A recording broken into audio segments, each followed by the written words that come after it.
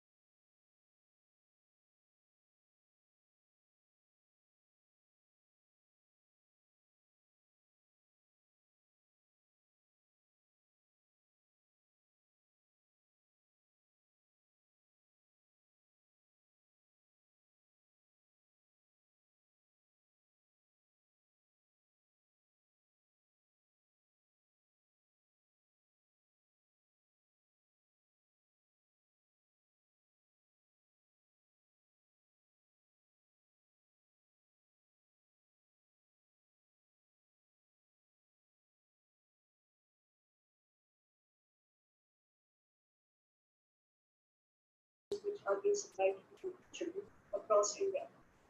Now, coming to continuing the Hi, and welcome to the Future of Schools conference being hosted by Ashoka University. Just so that all of y'all who have logged on to this track are aware that Miss Anita Karwal is speaking in track 1. Her session is on COVID-19 responses and preparation by the school education system. You can access the link in your chat box, the link to track 1 in your chat box. Thank you.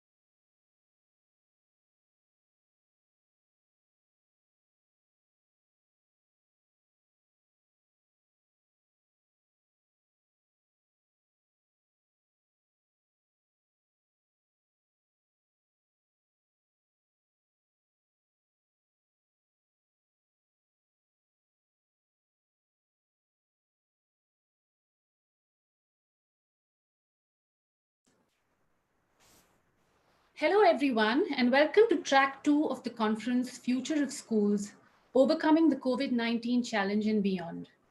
In addition to this platform, the conference is also live on the Ashoka YouTube link and Facebook.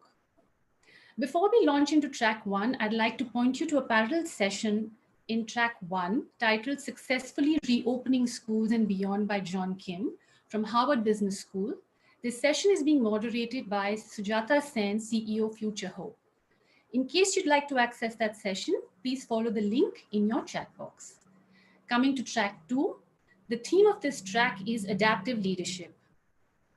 We have a lineup of exciting sessions and power-packed panels who will discuss issues and concerns assuming significant importance in our world today. Our very first panel will discuss adapting to a COVID world, reopening schools and impact on the school ecosystem. This discussion will be moderated by Mr. Ganesh Kohli. As you know, he's a renowned teacher and counselor who has founded, nurtured, and led several education-focused initiatives for the last 2.5 decades. In 2016, Ganesh founded the IC3 movement to impact close to 175,000 high schools over 15 years. With 300 plus volunteers, Ganesh has built a platform that is providing the much needed focus on college and career counseling within schools.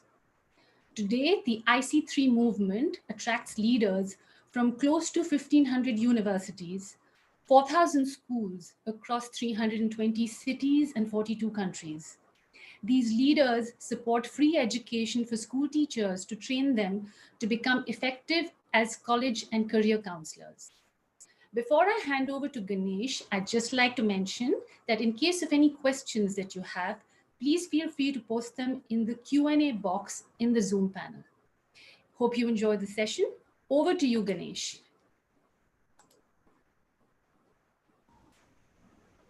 Thank you so much, Gitanjali, and a very warm welcome and namaste to all of our friends who've joined us here today. Firstly, I have to say I was fascinated by the opening keynote by Honorable Secretary Education, Mrs. Anita Karwal, and I was so heartened to see that just like we intend to do with this session, there were so many solutions that were provided. And I also wanted to just congratulate Ashoka University for putting together this conference at a time when all of us are struggling to find answers. So thank you very much for having us here. With me today on this panel are 3 very eminent educators. Really, these are teachers at heart, and they've really put together some great solutions for all of us during this time. Mrs. Vanita Uppal, OBE, is an international educator for 30 years. Ms. Uppal is the director of the British School, New Delhi. She is a proud recipient of the Order of the British Empire in recognition for her services to British education in an international context, and is the only Indian serving principal to receive this honor. She has been a recipient of the Woman Achiever of the Year Award in 2009. Her mantra is to serve to make a difference, and her educational philosophy is focused on encouraging innovation, honoring rich traditions, trusting in the power of collaboration, and leading with integrity and compassion. So welcome to Ms. Uppal. Also with me on this panel is Shashi Banerjee. Mrs. Shashi Banerjee is an educator for the last 33 years, is the principal of Shivnadar School in Noida. She was part of the founding team that conceptualized and built Shivnadar School from scratch in the year 2011.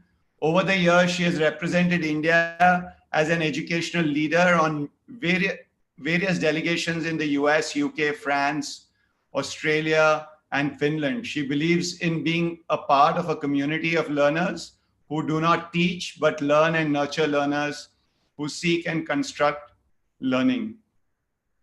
And finally, we also have from Raipur in Chhattisgarh, Shiladitya Ghosh, who's the director principal at NH Goyal World School in Raipur. His previous assignments, he worked as Director of Curriculum and Training at the Shivnadar Foundation Rural Initiatives Vidya Gyan Academies, as Regional Manager at Exceed, and as Vice Principal at Shriram School in Gurgaon.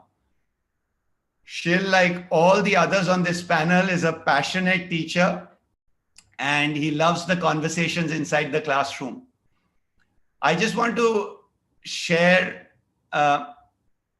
sorry, I can see Gitanjali, you're unmuted. Is there? Yes, Ganesh, sorry to interject. So I think Vanita ma'am is having a slight problem getting in. So she will join us shortly. You can kick off the discussion. Sure. You know, I started teaching in 97, and one of the things that really bothered me as I was teaching was that I would go to an evening social event, and a doctor would come along and everybody would stand up and salute the doctor. The pilot would come along and everybody would salute the pilot. The accountant and the engineer would get all the attention. And when people ask me, what do you do? I said, I teach. And most people would say in Hindi, acha padhate ho, kahan padhate ho? Almost disdainful. In this, most of us don't remember a doctor we visited when we were in 8th grade or 9th grade, but we remember a teacher that we met in 8th grade or 9th grade. And I'd like to believe that all of us who are attending this session today really are soul doctors, not to be forgotten in 2 days, but to be remembered for 60 or 70 years. So really, this COVID crisis has really brought the soul doctors together through this platform. And we really need to know what we have to do collectively as a community to help young people. So often all of you are sitting in a chair in your homes, and I hope you junked some chairs in the last 8 weeks, because we had so many chairs called I Know. And these were such dangerous chairs that we were sitting on. And we've been compelled to call the kabadi, as we call him, or the junk man, and junk those chairs called I Know. Because now we are compelled to sit on a chair called I don't know or I want to know. And our session's also really about exploring. There is no astrology here. We're just exploring and helping find solutions. For the last 2 decades, actually, a lot of industry folks and university folks have kept talking about schools having to be relevant. In the midst of the Industrial Revolution, everything around us was changing. The way taxis were run, the way all the automation.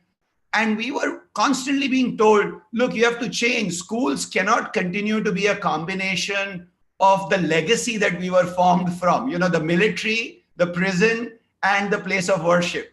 Wearing the uniforms like the military, sitting in rooms strapped for 1 hour at a time, just like in a prison. With exactly those small windows to keep an eye on all the prisoners in a school. And then, of course, we rang the bell like places of worship to disperse people. We really have come a long way from that time where, schools were that. We've been pushed to change, and we've been fairly slow so far. This is really an opportunity for us to dramatically alter where we are. This particular period in our time was anyways encouraging us to move away from memorization, from repetition, and from rigid instructions. Those are 3 things that machines do better. We were being compelled to use our neocortex, or the frontal lobe, or the thinking brain, which is 40% of our brain. And that's really what sets human beings apart. So I'm really encouraged by the fact that we are going to be able to create our own reality from here on. We are really exploring solutions, and we are now in what I'd like to believe is the quantum model of reality. Newtonian physics talked a great deal about matter and about some of the things that we often relate to even now. but we had energy come through with Einstein, and we now have quantum physics talking about consciousness and the observer effect. So the way we perceive this situation, this COVID era, is really going to define the reality that we are going to walk into. We create our own realities, and this is not a session about falling victim to the circumstances. We'd really like to come out and create a new reality. And the question is, are we going to react to this situation, or are we going to act? Our message really is, let's take action, but not be reactive. This is not about a reaction, but about action, and really not about just altering or making some incremental changes. This is really about altering the fundamentals and recreating. So that's really what our focus today as well. And many, many solutions as I hand over, and I'm making sure that Vanita has been able to join us. But, as we really have to ask ourselves a fundamental question. Are we listening to COVID? COVID is trying to tell us something as educators. Are we listening? Is our ear there with COVID?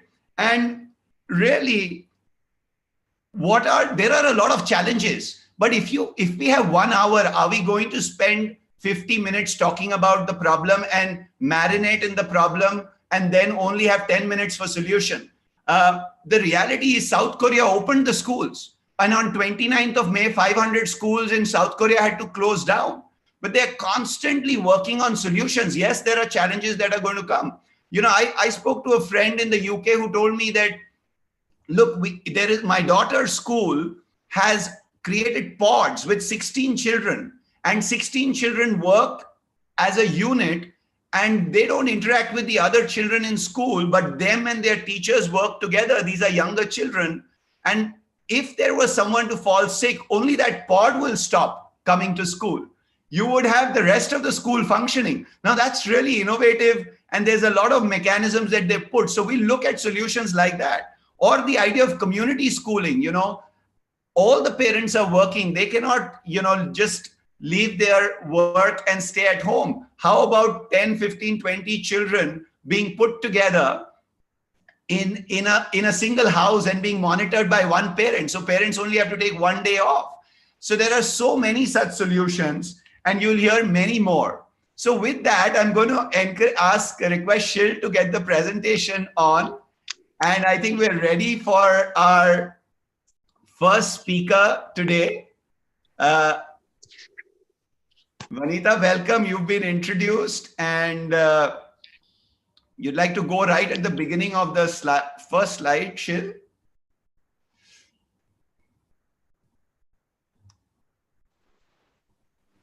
All right. Yes, that's Vanita's right. slide. Wonderful. Yes, Ganesh, I'm on. Can you see me? Yes, we can see you and hear you. We're all good. Brilliant. Apologies, there was some technical crisis. Right. Thank you, Ganesh, for your are you ready for me to start, Ganesh? Yes, absolutely. Okay. So, Ganesh, thank you very much for the very kind introduction, which I managed to hear a bit of, for inviting me on this panel, and of course, along with distinguished colleagues. Thank you to you and to Ashoka University. So before I start sharing the experience of our school, that is the British school, over the last few months, I would like to set the context, which I think is critical. Because when we share our collective wisdom and experience, we must know that similar principles can be equally relevant and successfully implemented, provided they are contextualized to a specific reality. So what is the context of the British school? We are located in the heart of diplomatic Delhi. We are a school with about 1,250 students and age 3 to 18, and we are second home to students from 70 nationalities. Now, the school's response to the pandemic in its entirety was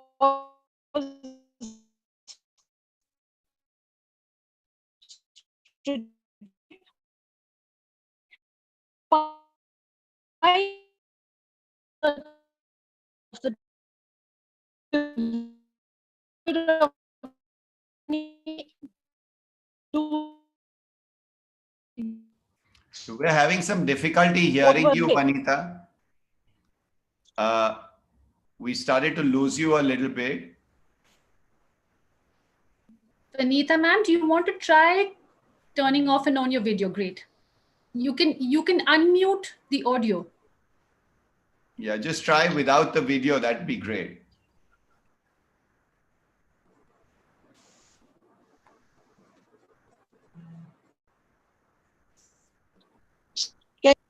Hello, am I audible, Ganesh?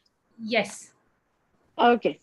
So the second principle was research and evidence-based decision-making, which was consultative and collaborative through a single command center, for want of a better word, our crisis management team. If you don't have one, please create one and give it adequate muscle and training.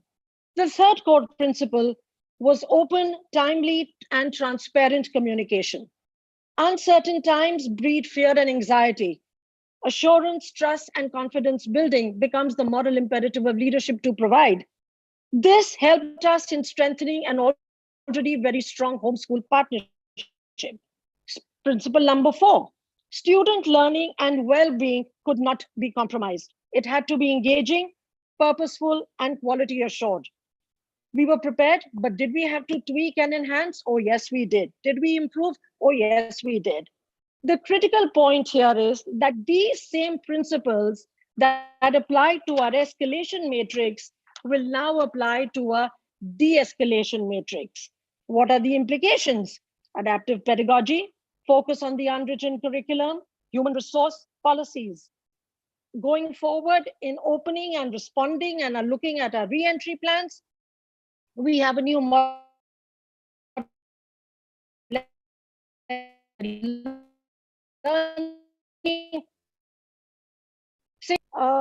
Slide, please. Shil, could we move to the next slide?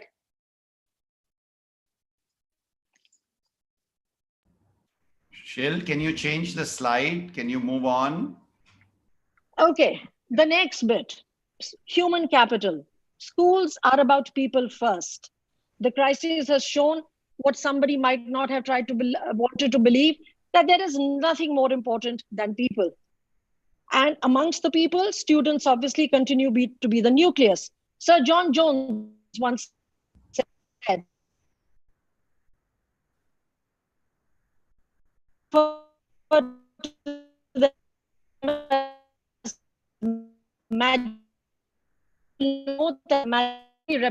we need to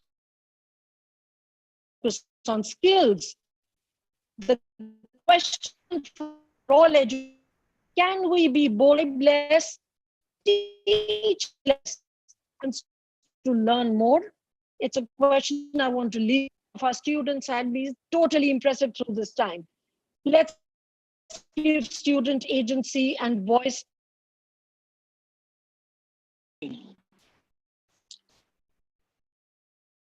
Teachers, again.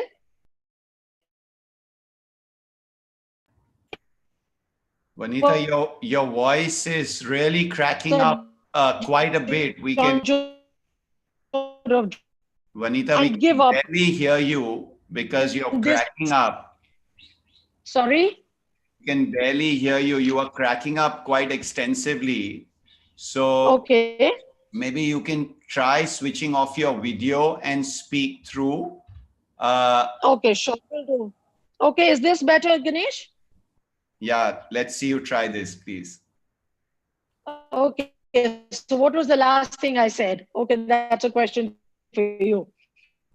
Okay, so teachers, again, in the words of Sir John Jones, as I said, at this point, not only were they planting seeds and igniting passion, I think teachers were the harbinger of normalcy. They were the harbingers of faith, hope, and reassurance to students and families who were watching them on their screens, don't forget, and giving them that sense of normalcy in this uncertain time. School leaders, moral purpose here, school leaders. And this is a crisis that has brought that to the fore more than anything else. Leaders are here to provide meaning. They are to plan in advance. They need to be bold, be clear, be agile. A lesson I learned, which I already believed, 3 teams. Look after the people who are looking after your young ones who are in your care. Don't forget them. They are your COVID leaders. Parents, critical part. Schools, homes, that line has been blurred now. Parents are your strongest partners, your collaborators. Keep your lines of communication open. Continue to give and receive feedback. Focus on people is the key takeaway from this point. Shil, could I have the next slide? Future proofing is a word I constantly talk about at school because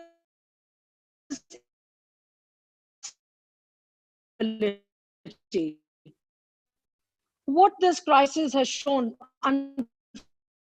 become painfully obvious. Your access, the training gap, to see. Vanita, we It are is not struggling recommended as a patch up. We need to stitch an entirely.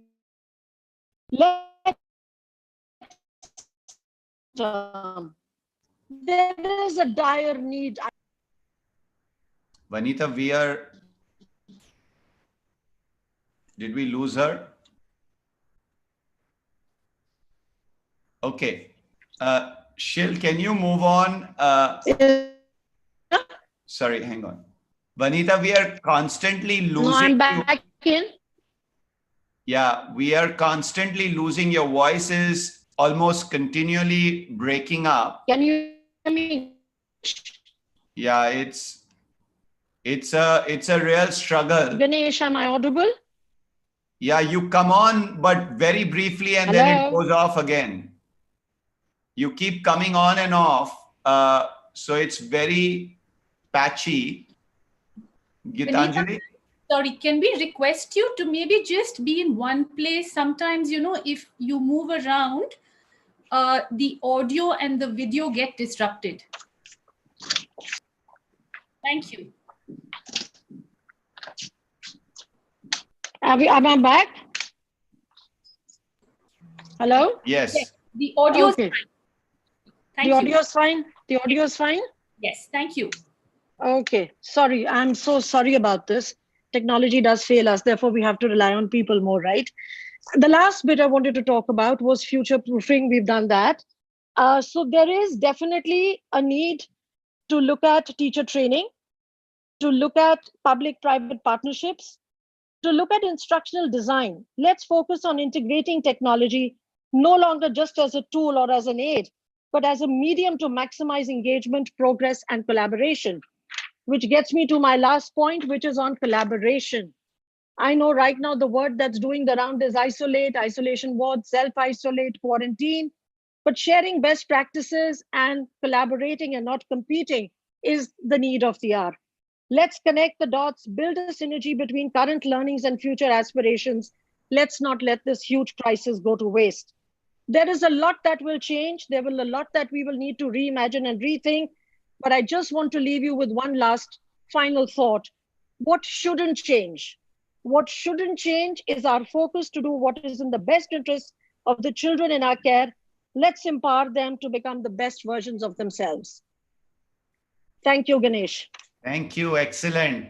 Shashi ma'am, I'm going to bring you in, and Shil, there are tons of questions pouring in, and we're going to have to be really nimble with our slide shifting, with our pieces, so that we can take a lot of these questions. I think all of us have a lot of talking to do, but with questions. So Shashi ma'am, over to you.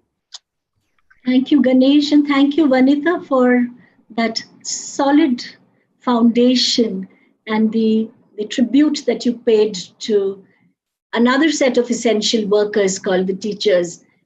And I take it on from there. And for some reason, Ganesh and all the viewers here, a very good evening to all of you and a warm welcome, because never before have educators from the world over come together, congregated to solve one single problem, whether they run a school under a tin shed or one of the most opulent schools in the world, the most able, digitally well-resourced school, to a village school under a tree. So we are all together in this, And that is what makes me really happy, that we're learning so much, even while you invite us to talk about these things. You know, what comes to my mind is about combating COVID, just as Gandhiji's Satyagraha. You know, it requires strengthening and awakening and engaging of the head, heart, and hand.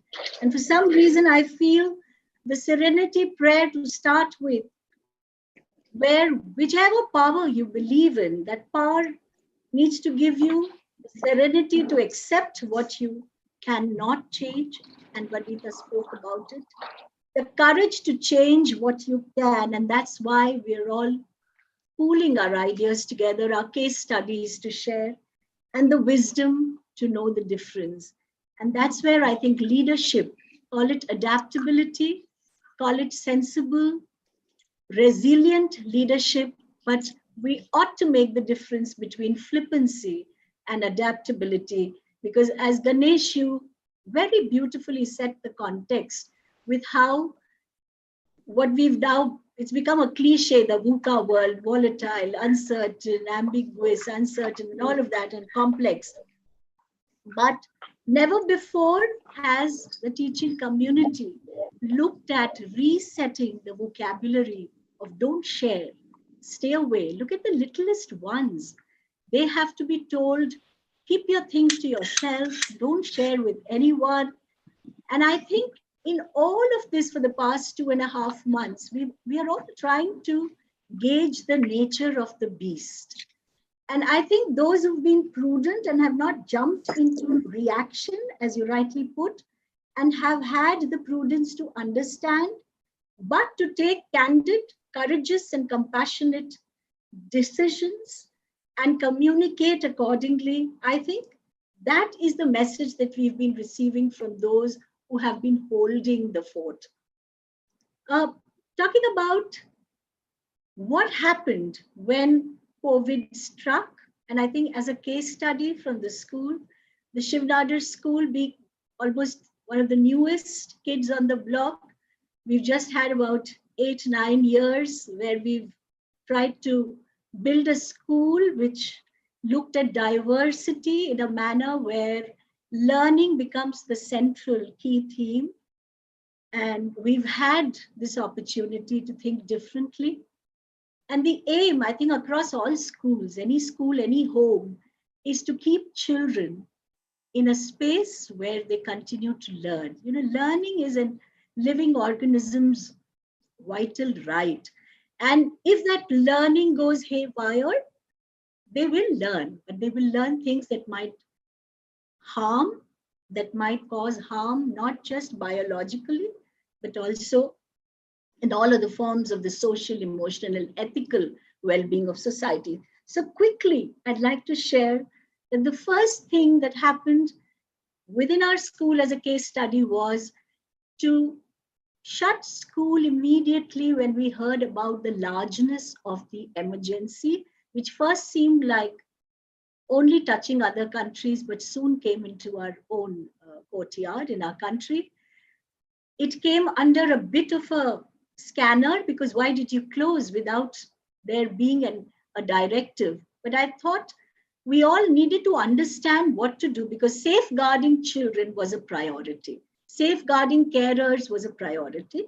And gradually, as things unfolded, March was an assessment time. I think the world over, all international boards gradually within the first few weeks talked about postponing and then curtailing and then doing away with assessments. I think the CBSE was also trying to see what best. So there were different contexts where people could have done different things. Online assessments for middle and senior school, for those schools where you already had the foresight to establish robust digital platforms, where you had the tools for teachers to navigate learning and for children to own and become self-reliant. But there was a question even in our school, we have diverse learners. There are about 100 children who come from the villages nearby. Do they have the wherewithal? They would be given things in school, but at home. So the first things we had to do was establish response teams. I call them the response teams because those were well-being teams, technology upgradation teams. Again, as Vanitha was sharing, you have to first see where your learners are. And that's what we went doing. We have to see where the parents are, where the teachers are. So my first sharing with everyone on what needs to be done now, we are all together in it, but communication, candid, courageous, honest, and compassionate, along with action, which is parallelly observing, listening, as Ganesh said, seeing what the situation demands. And that's why the most important thing is to remain connected.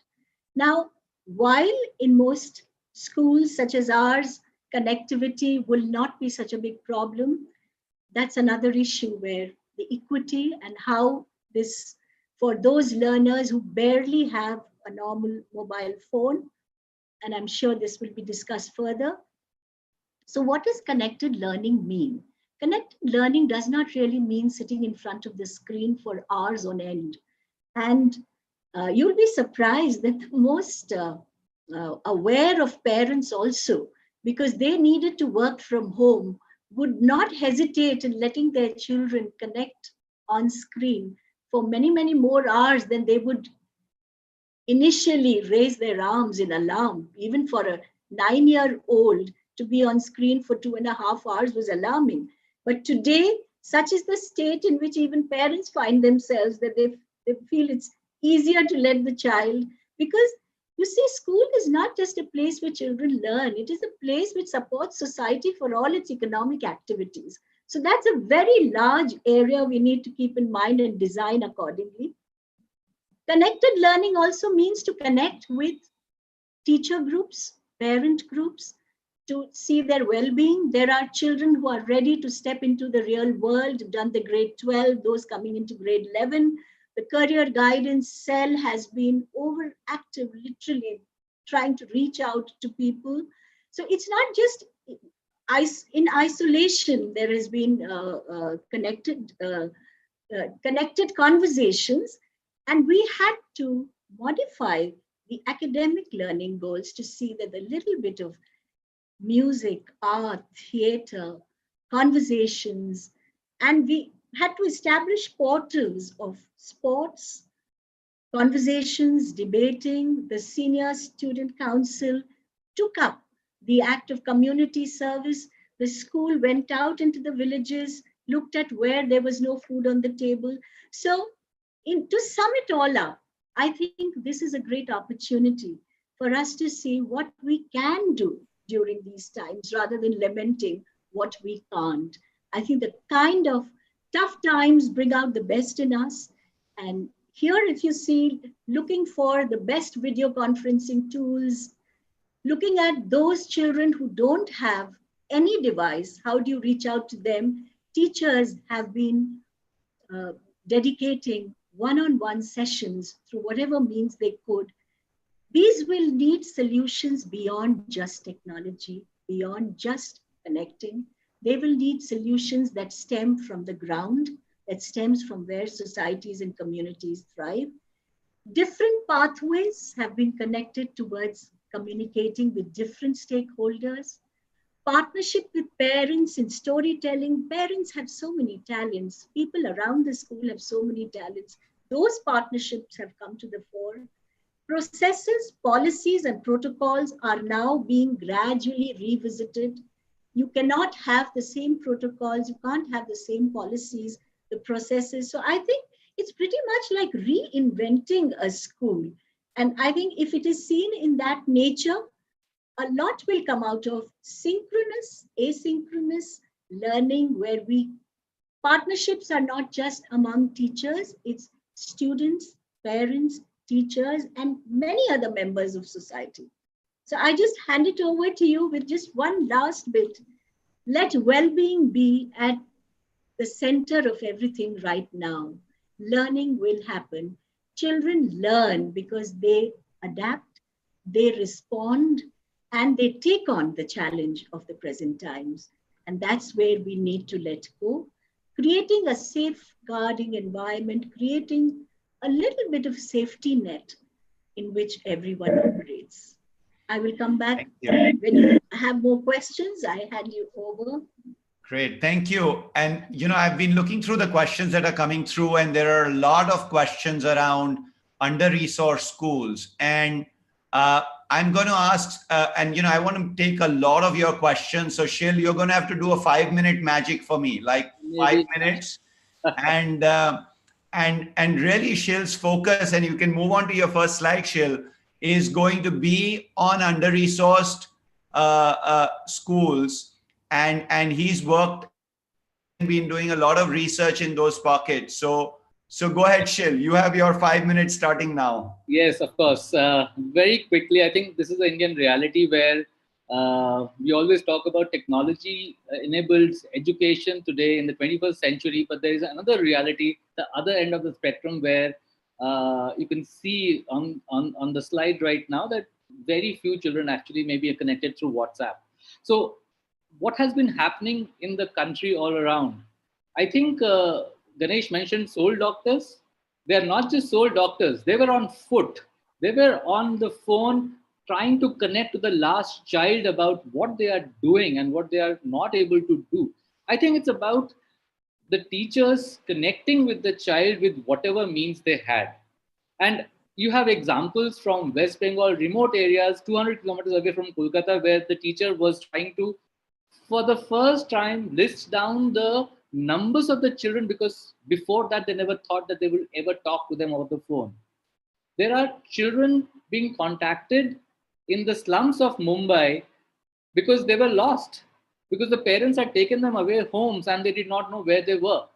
Till the time when some rationing was supposed to be given to them, the child was traced and the teacher was able to talk to them and figure out what is it that they are doing and how can they still keep in touch with them.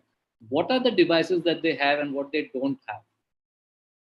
There are various kinds of solutions that came across to me while I was talking to people, teachers across the country. Pasting of worksheets on public notice boards. You cannot imagine, this is something which is obviously nothing to do with technology. You just need to know that you can go and paste something where the children can come and see what is the next kind of task that they need to be doing. They found out in every small community, they found out who has a smartphone through whom they can access the material that the teachers were making very short videos, some content, and sending it across so that it can be disseminated to the children across in that area. This constant calling of teachers and the students calling back their teachers is something that went on and on. But I think the shift that we have to make right now is twofold. One, that the institutions have to come together as a unit to reach out to all its students. It cannot anymore rely on individual effort of teachers. The population of the school-going population is huge. And we are obviously short-staffed in terms of the number of teachers that are available in this country for this strata of society. And therefore, schools have to come together. And that is a difficult proposition, but still then the leadership of the teachers and the school leadership, what they are, I mean, the principals and the coordinators, whoever it is, they have to line up the students and talk to them.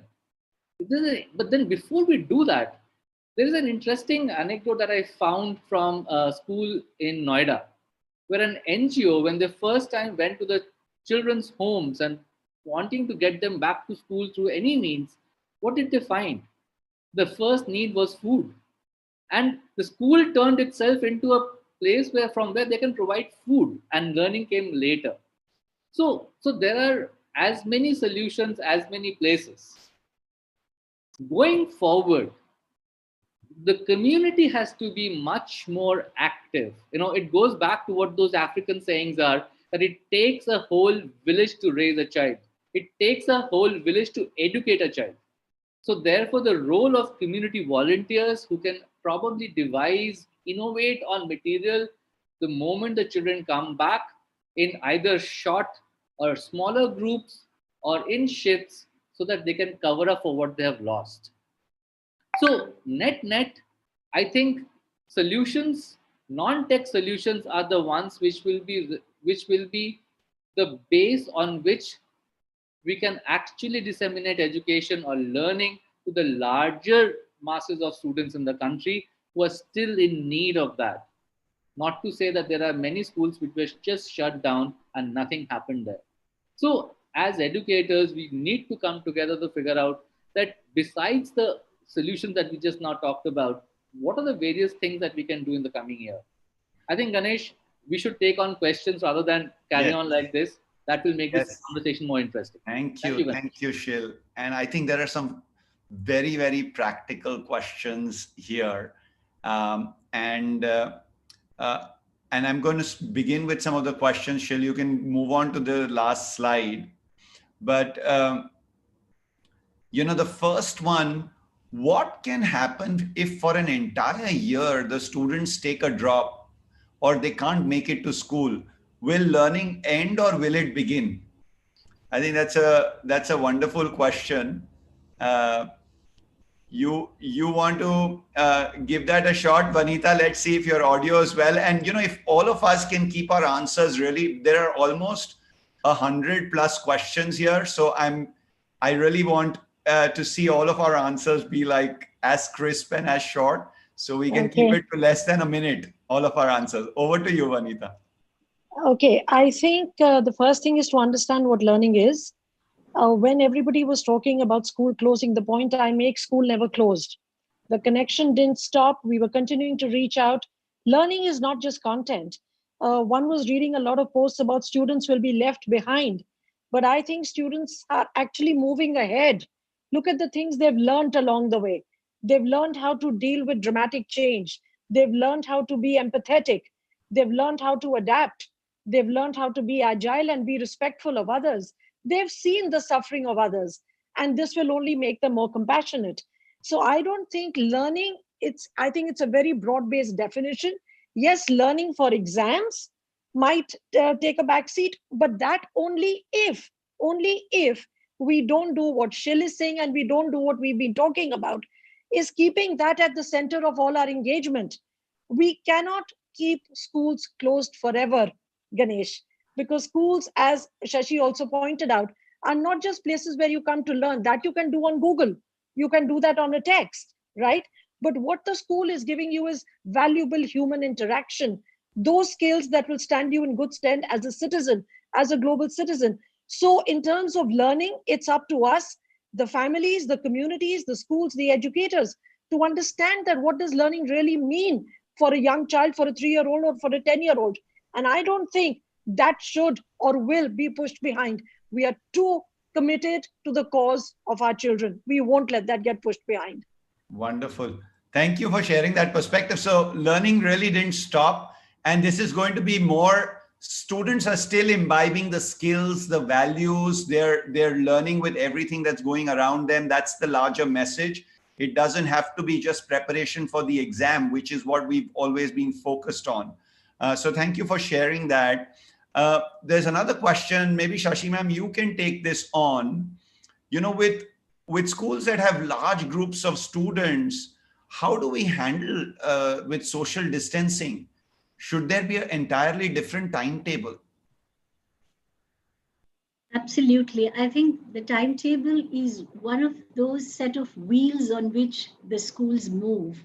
So it offers a basis for staffing, scheduling, and some kind of a routine. But prudence would be not to let the timetable govern routines, but to offer a structure to reduce virtual contact time and hand over learning more to those students who probably have the entire home environment. And this is for as long as there is this dread and as long as it's not a safe place, because whatever will be done in a staggered way.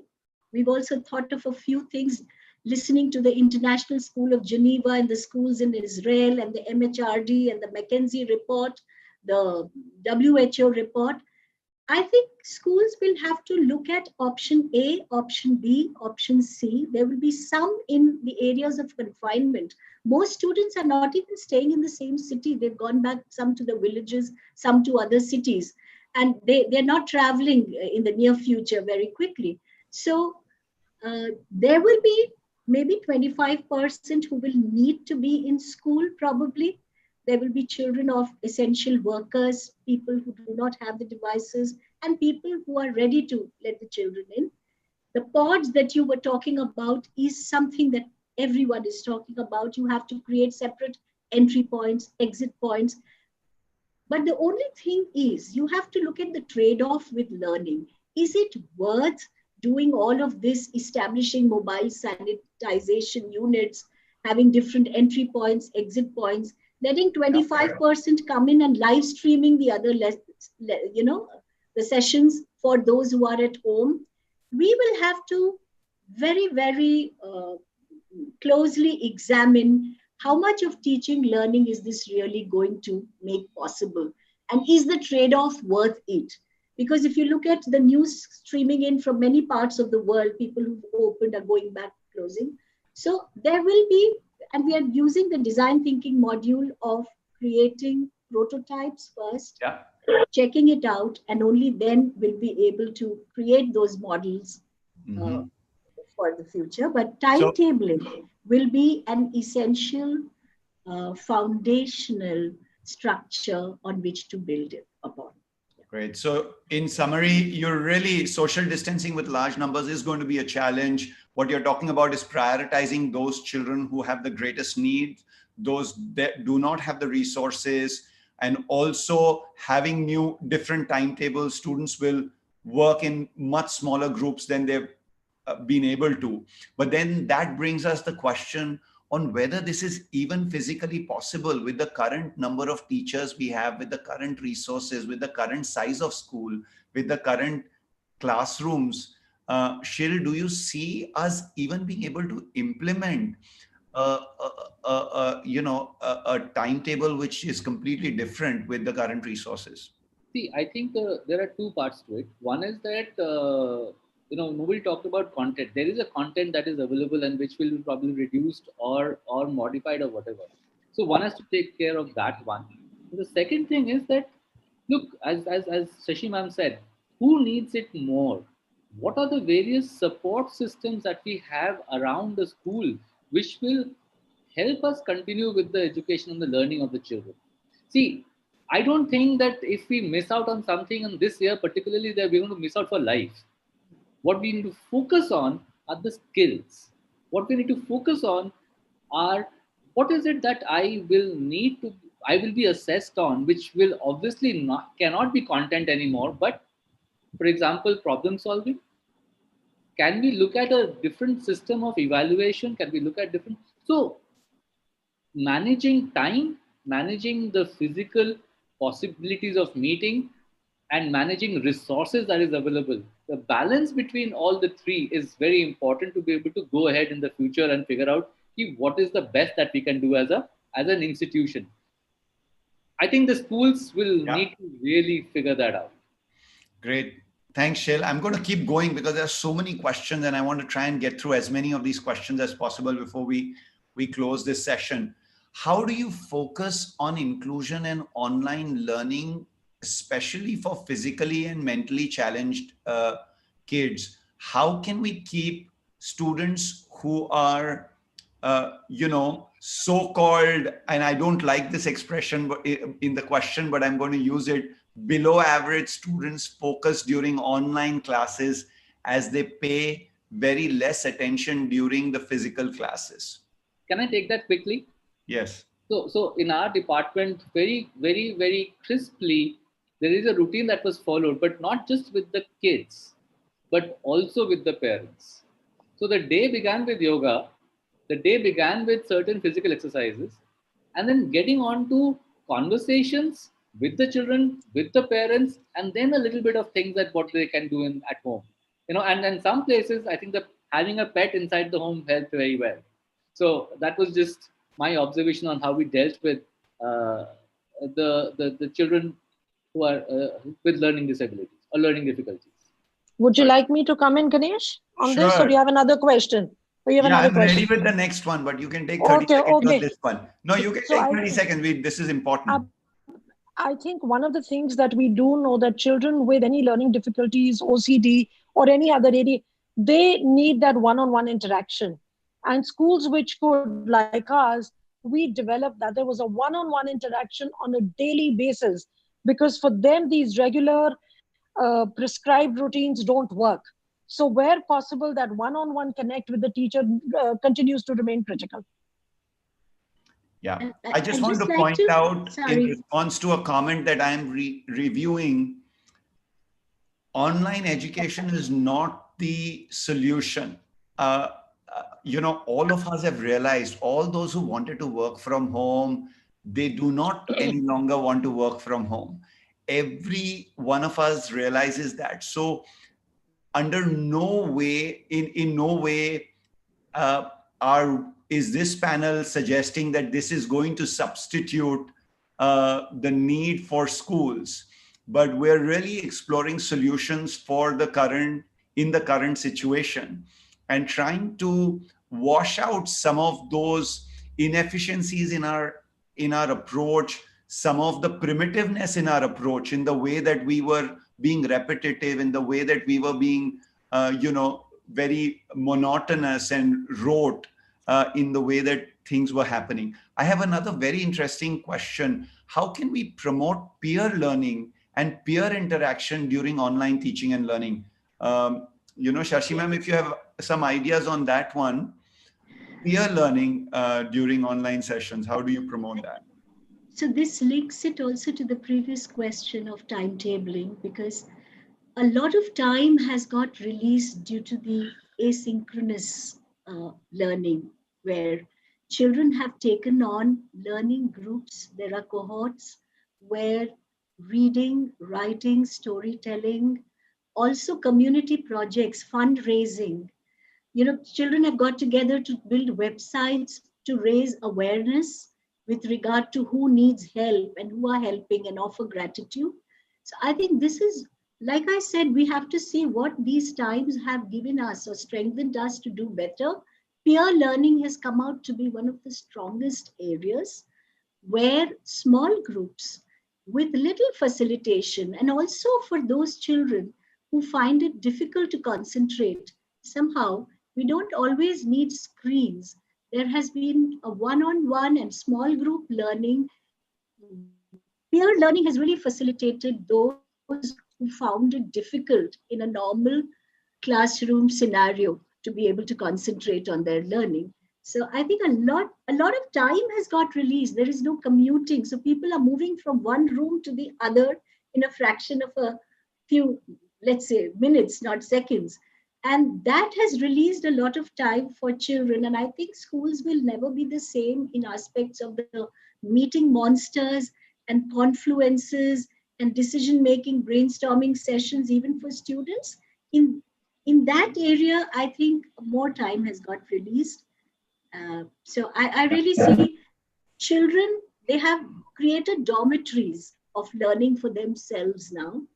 But again, as Sheil had brought out, we cannot only rely on technology doing it. There have to be real community groups who are real-time facilitators, and we have to balance that. Thank you. I as we begin to run out of time, I just want to take one last question, and then we can begin to summarize. And this question was about parents. How do we engage the parents? I mean, you've all talked about the need to really get the teachers equipped, to care about the teachers, etc. Some of these parents are under very high levels of stress. And I know always the ones that get painted in black color are the parents so many times, because, they are not being cooperative, etc. But many of these parents are going through emotional stress, financial stress, and many of them are just not having the resources to be supportive in this period. So maybe Vanita, you can give a comment on this. How do you Absolutely kind of help parents? And then a quick one from Sheil, 30 seconds each, and then we'll come to the end. I think these things are not done at a time of an event. This is a process. So if there is a long-standing partnership between students and parents and school, that is when you're all on the same hymn page. You're all singing from the same hymn song. Yes, these are difficult times. And one of the things that we did at our school that our our outreach to parents was as much as for students. So we were running well-being sessions for families as well, speaking a lot to parents, creating opportunities for feedback. And the bottom line is that all that, when people are under stress, all that at times they need is a voice, is somebody to kind of speak about their stress. Remember, parents, and this was my point about reopening schools as well, and there is just a perspective on that. Parents who are under financial stress, economic stress, in our country, in our context, Ganesh, most child rearing is usually left to the mom, right? So if we continue to keep schools closed, what's going to suffer is women in the workforce. Because how will the youngest toddler be taught at home online if there is no adult there? So I think this is a community, a concerted effort. No one can do this alone.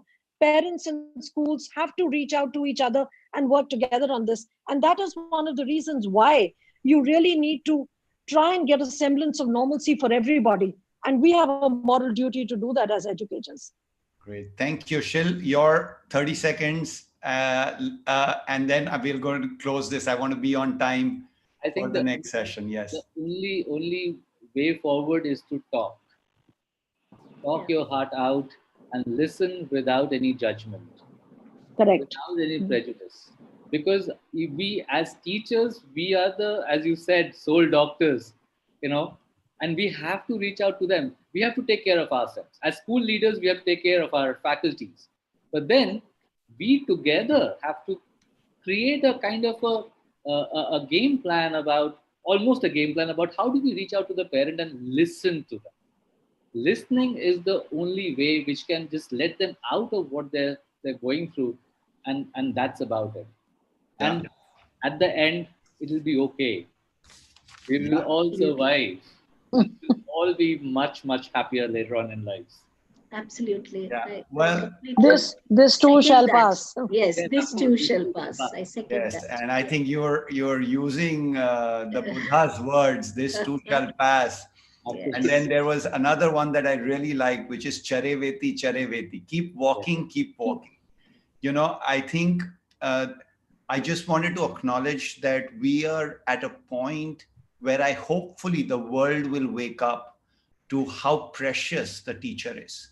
This teacher who has been largely not given credit, that was, brushed aside as, anybody who could not do anything else will get into teaching, etc. Teachers are the most important factors in our world today, and our entire generation is now dependent on the teachers. So I really hope that this crisis will elevate the role of teachers in society, and each one of us attending this session is incredibly important. We're shaping.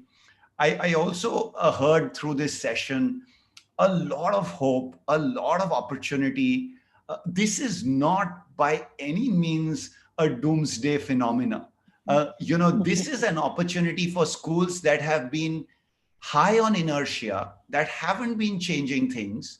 This is an opportunity which has come to shake things up. It's an opportunity, learning can happen through television and radio. I heard about all the initiatives that Honorable Secretary Education was talking about earlier. There is so much. Learning can happen through charts put on street corners. And right now, if you told any student that you are not in school, well, you are sitting in a physics lab. How do you say you're not in school?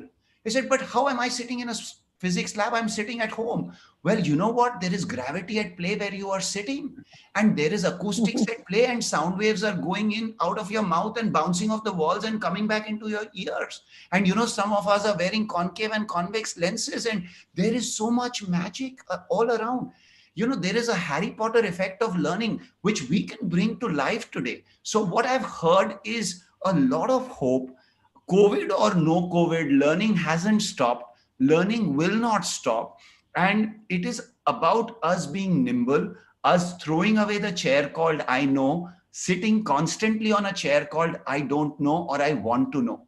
And as we attend these sessions over the next 2 days, we're really, really equipping ourselves to go back on Monday morning and and take some action. Why waste the day today worrying about tomorrow? Let's use the day today to do something that can change tomorrow. So I think I realized in the first 3 weeks of this crisis that a lot of my time was wasted worrying about what will happen.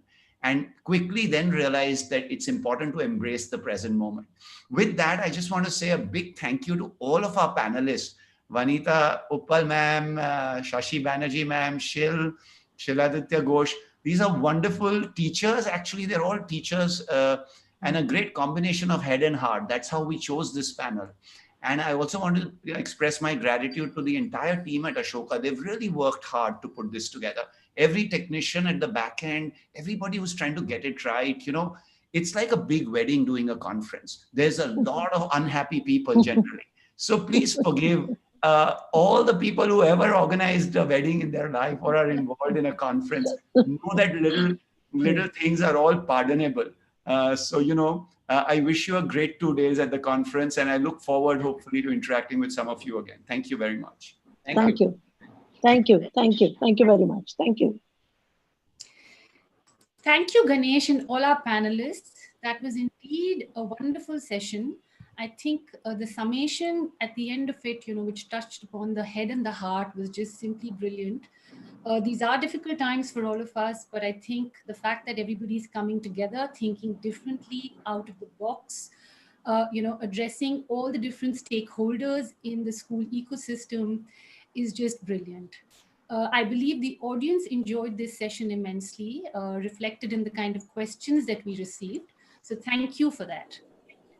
Our next session begins at 5:30. It is a panel discussion comprising parents and school leadership that will be moderated by Ms. Gauri Ishwaran. We'll take a short break and be back with you in the next 3 minutes.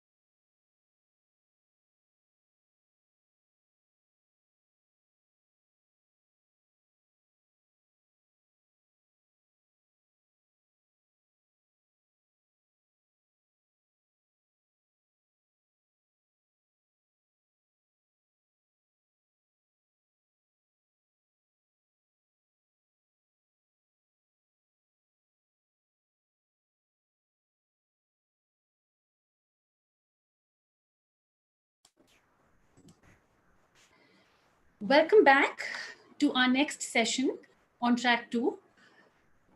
As mentioned, our panel discussion is this panel discussion is going to focus on building purposeful communities to navigate through COVID-19. It comprises parents and school leadership, and they're going to be in discussion with our moderator, Ms. Gauri Ishwaran. As we all know, Ms. Ishwaran is a favorite of many. She is the recipient of the coveted Padma Shri Award from the Government of India in 2004. As we know, she's an innovative educationist with over 30 years of experience in some of the leading schools of the country. With her vision, she has brought a paradigm shift in how education needs to be imparted to young children. She's been the founder principal of Sanskriti School, New Delhi. Currently, she is the vice chairman of the Global Education and Leadership Foundation. She is also on the advisory board of the Shiv Nadar Foundation. Her mission is to mentor and nurture young people to evolve into ethical leaders of tomorrow and be the change makers that the world so desperately needs. My heartiest welcome to you, Ms. Ishwaran. Once again, friends in the audience, please post your questions in the Q&A box in the Zoom panel. Over to you, Ms. Ishwaran. Thank you, Gitanjali. Thank you so much. Welcome to everyone. We are going through very difficult times because the pandemic has completely disrupted the education ecosystem, and all of us stakeholders are struggling to make sense of the way forward. How do we make this radical transformation easy for our young learners to navigate? School leaders, teachers, parents, all need to collaborate and work as a team to meet this challenge, because it is never going to be the same again. To discuss the issues, the changes, the problems, the strategies, we have a diverse panel.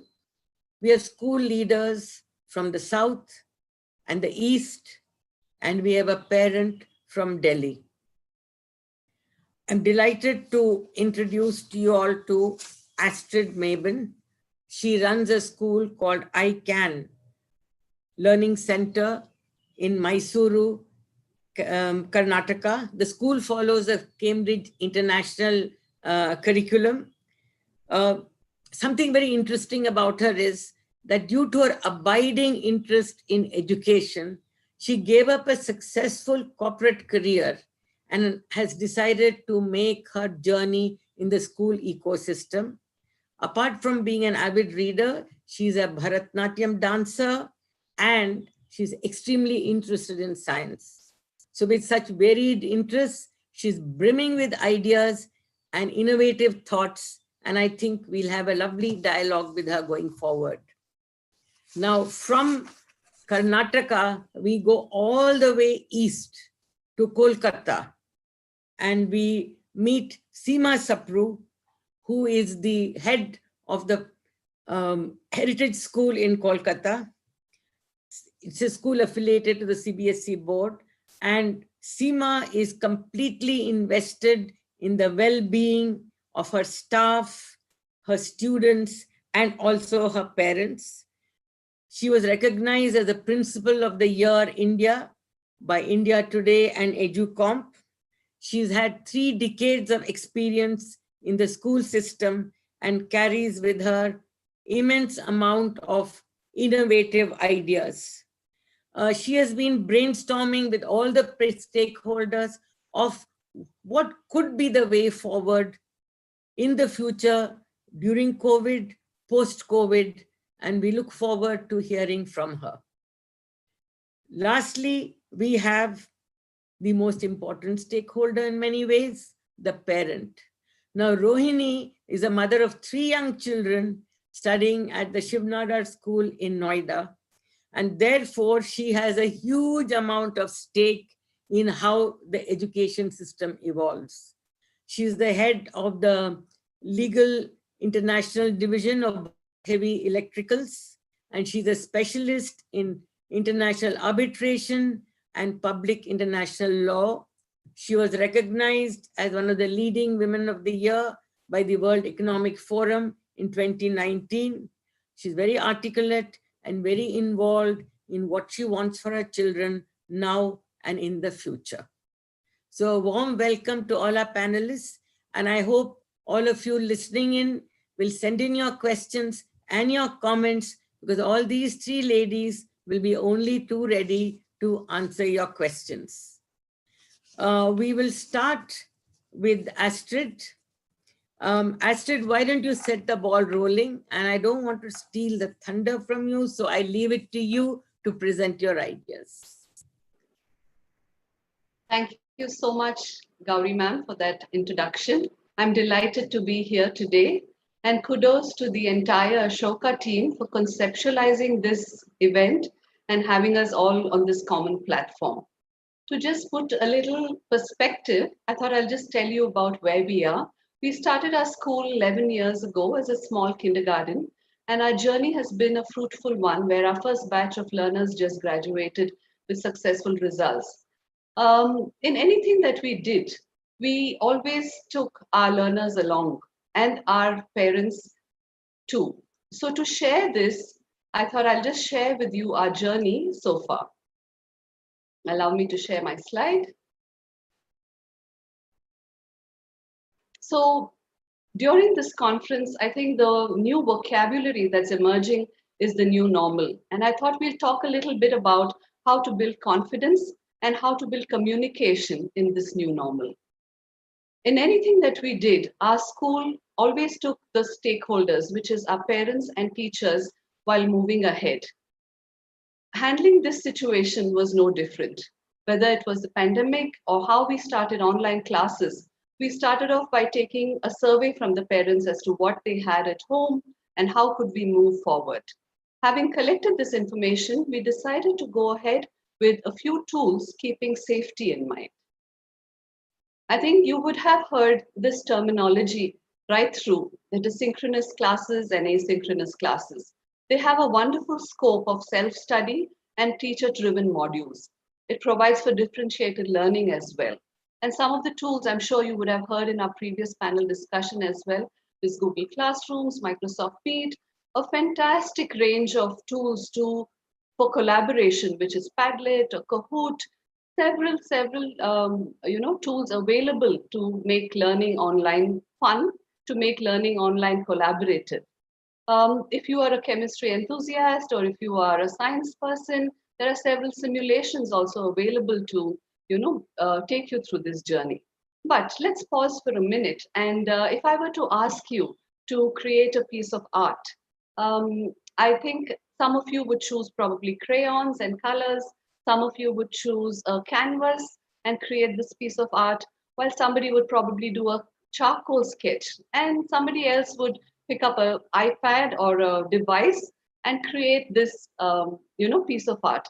I guarantee you that at the end of it, you will treasure this piece of art no matter what your tool or device that you used. So this medium of instruction, this medium which is all new to us, is one of the many tools that we have with us. There are several concerns that we have with regard to online classes, and I'm sure this is something that is so common to each of the parents, and it comes up every time we have a discussion. Screen time, how much screen time is required for my child? Availability of devices. Let me tell you, in a city like ours, availability of devices is a huge challenge. Not every home has a device which a child can use. Being confined to an apartment, being confined to a home, lack of physical activities are something that a parent is concerned about. And in places where they have started the classes much earlier. In the south, of course, we have not yet, we were on a summer break, but the north and other regions of the world had already started classes. We'll be beginning soon, but coping with assignments is something that is a big, big challenge for the parents. But if you think that it's a challenge only for the parents, let me share with you a challenge which is for the teachers as well. The teacher,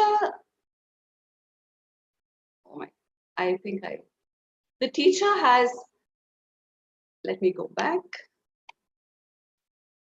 The role of the combined team is keeping the parent, the teacher, and the child all together. I don't put them in separate boxes, but I keep them all together because as a team, we have social and emotional responsibilities. Our primary responsibility is being empathetic, being caring, creating a medium where communication is from all three sides. So creating an environment which is conducive to learning is also something that we need to keep in mind. While we go forward, I would like to draw your attention to what the parent has to do, because the amount that you need for collaboration is so high at this point. The cooperation that we need from the parent community is tremendous. A good opportunity to do PTMs. We've had several webinars, we've had several meetings online, and I think it really works well when we do our meetings online, because in this situation when one doesn't have to go through traffic, one doesn't have to go through scheduling conflicts, in a situation where you have vast majority of single parents, you have, this works well for parents to come online and, collaborate and have their meetings together. School as a community, this is what all of us are doing, are coming together. And I foresee that in the future, if we have common topics, common lessons, common plans, sharing all of these resources is of course vital. But not only for content, but if we design and share, our safety protocols, if we design and share our best practices, and if we think about the well-being of each and every one of us, which is our, the child, the teacher, and each and every one of the stakeholders, I'm sure it will be beneficial to all. But can we do it together? I think not, because definitely we need the involvement of the government, because policies for evaluations, assessments, the scope of the curriculum, many boards are looking at trimming the curriculum. We need to do that for the immediate examinations.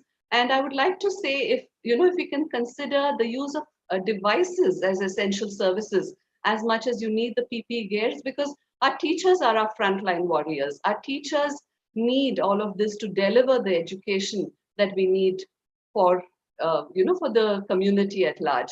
So this is my, requirement for everyone. And I'd leave you with this picture of my city when we were at lockdown. We had empty roads, and at the same time I could see a beautiful gulmohar tree in blossom and the tabubia tree in full blossom as well. So it gives me to think that even though we were in lockdown, nature was there, life was happening around us. So never mind empty roads, never mind empty classrooms. The learning, the process of learning continues, and the learning will never stop. Thank you so much for allowing me to share my thoughts with you. Over to you, Gauri. Thank you so much, Astrid. You did something very important. You actually held out hope that no matter what the what the challenges are, there's always a silver lining and there's a way forward. And it's a question of our finding what is a strategy that will work and still deliver what we want. So that one never gives up hope. And I think your last picture with the empty roads, but the beautiful flowers, well, those are our children. They're going to flower like that. True. Thank you, Astrid. Very nice. Thank you. And Seema, now that we have heard Astrid and her point of view, I know that you have spent a lot of time talking to your teachers and parents, and that you've been thinking deeply about what's going to happen when the schools reopen. What do you think the scenario will be? So we look forward to hearing from you now. So off you go, Seema.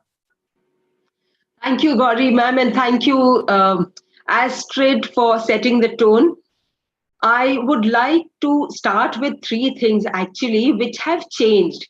Now, the first one, on a happy note, I think parents and teachers can take a breather as far as the good touch, bad touch is concerned, because COVID-19, we've been so protective about everything. We've been taking care of everything possible. No hugs, no going near anyone. So I think the good touch, bad touch can be taken care of. That's the first thing. Second thing, the schools had a social media policy, and we were very careful about it. We said no going to social media, and now we're encouraging that. So that's a little contradictory, but I think that's perfectly fine as of today, because that's where learning is happening.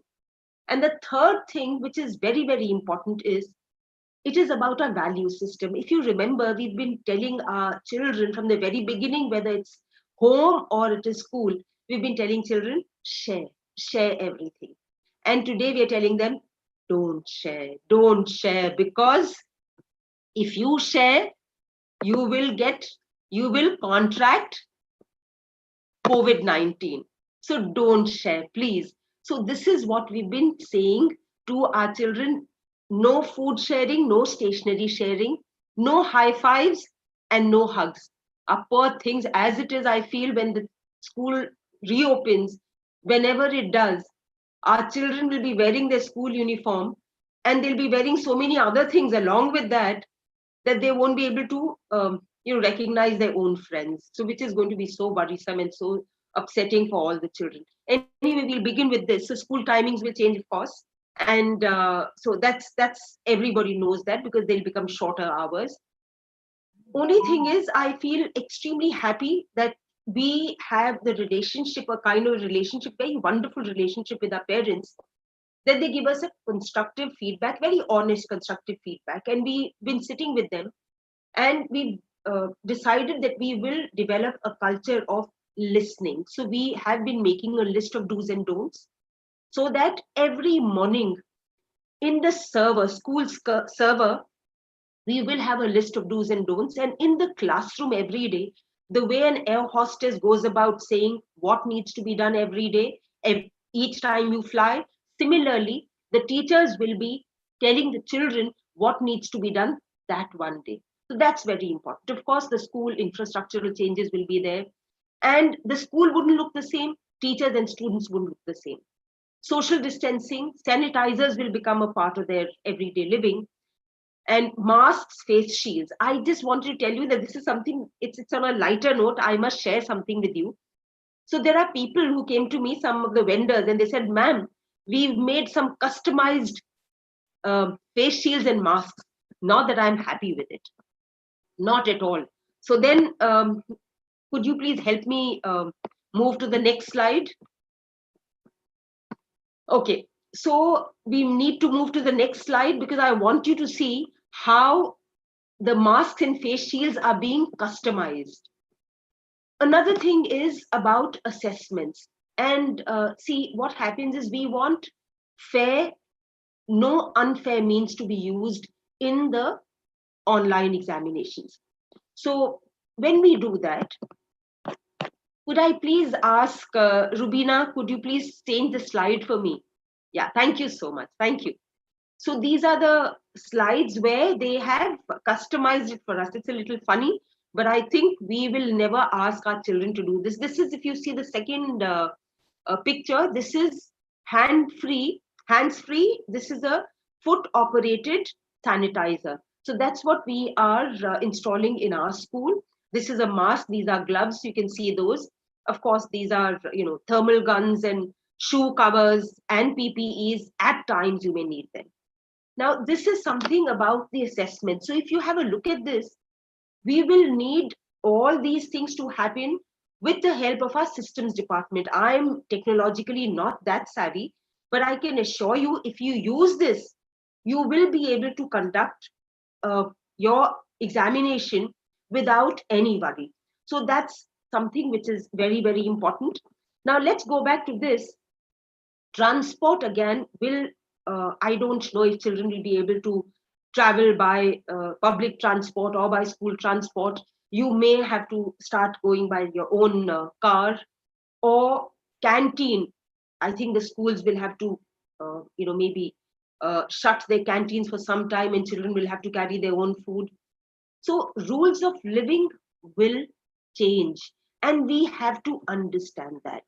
The only thing now I want to talk to you about, which is slightly, sensitive, but at the same time, it is very, very important.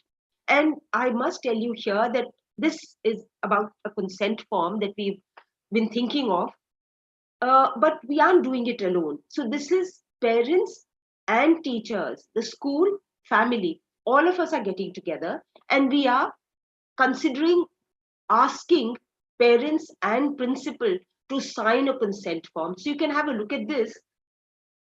Now, this consent form has been drafted by one of our parents who's a doctor. In fact, I've written his name also here. So he's drafted it for us, and he says that there is a possibility that children go to school and a friend gets, the child could be a asymptomatic carrier. So the other child gets infected, and then there is a problem between the two parents. So that has to be avoided. Or parents could blame the school, or the school could blame a parent. So this is something which has been devised and which has been drafted by the parent. So you can have a look at it. and maybe click a picture of this and use it. So this is all what I wanted to say, and I hope that we reopen our schools soon enough. And one important thing is that we're not just going to go through it and emerge winners. I think we are going through it. We are actually going through it, and we are emerging winners. It's not that it's in the future tense. We are in the present continuous tense. We are going through it, and we are making good choices in our lives. Thank you so much. I hope I did mention certain things which would be of use to parents and teachers and students. Thank you so much, Gauri ma'am. Thank you so much, Seema. When we talked about ideas on strategies and changes and problems, you really addressed that, and you have put forward many ideas that could be controversial, but which would also be useful. And I thank you for painting the scenario of how the children will be dressed and how a morning assembly can be done. I think, thank you, Seema. That was very, very insightful. Thank you so much. Thank you, ma'am. So now from the school leaders, we go to the next very important stakeholder, the parent. And we have Rohini Rao, who will be speaking to us. So Rohini, you have just heard what Astrid has presented, what Seema has presented, and you have 3 young children who have a long way to go through the schools. So as a parent, what are your thoughts and what would be your reaction? Well, thank you so much now for the handover, and thank you for all the wisdom that you've been sharing, because, you know, I represent today the community which is the most worried. And it's something which is very strange, because this new normal for us has been doubly challenging for those of us who are ourselves going to try and get used to the new normal in our work lives. I've actually had trouble trying to do a work presentation without the children shouting at the background. So it's a whole new situation for us. But nevertheless, having said so, let me start today by saying that perhaps everything that I want to say is summed up in the phrase that pain is always inevitable, but whether you choose to suffer, the suffering is probably optional. And let that be the tone of, you know, what I'm going to discuss with yourselves today. Coming to the building of purposeful communities, I think this new normal has really led us through several situations where we've not been able to come to terms with what's happening with the children. And the challenge for parents is completely different. We have mental health issues, we have physical health issues, we have ratification and affirmation issues for our children. So of course, I have a little slide presentation for you, which hopefully aids understanding, because there's so much to discuss that, you know, my words wouldn't do justice to it. But I wouldn't like you to use the presentation as mutually exclusive. So if you would like to read in detail, the slides are there for you. But I'm going to try and skip the details and be present as to what's really close to my heart as a parent. The first challenge that we are expecting in this new normal is the mental health of our children. There are societies in the West who have been developing strategies to be able to quarantine together with their children and their friends, especially close friends. In India, we are slightly behind all of this because we are not still sure of exactly how to handle quarantining. We are not aware of social needs as much and emotional needs as much of the children, especially with tweens, teenagers, all across, even toddlers.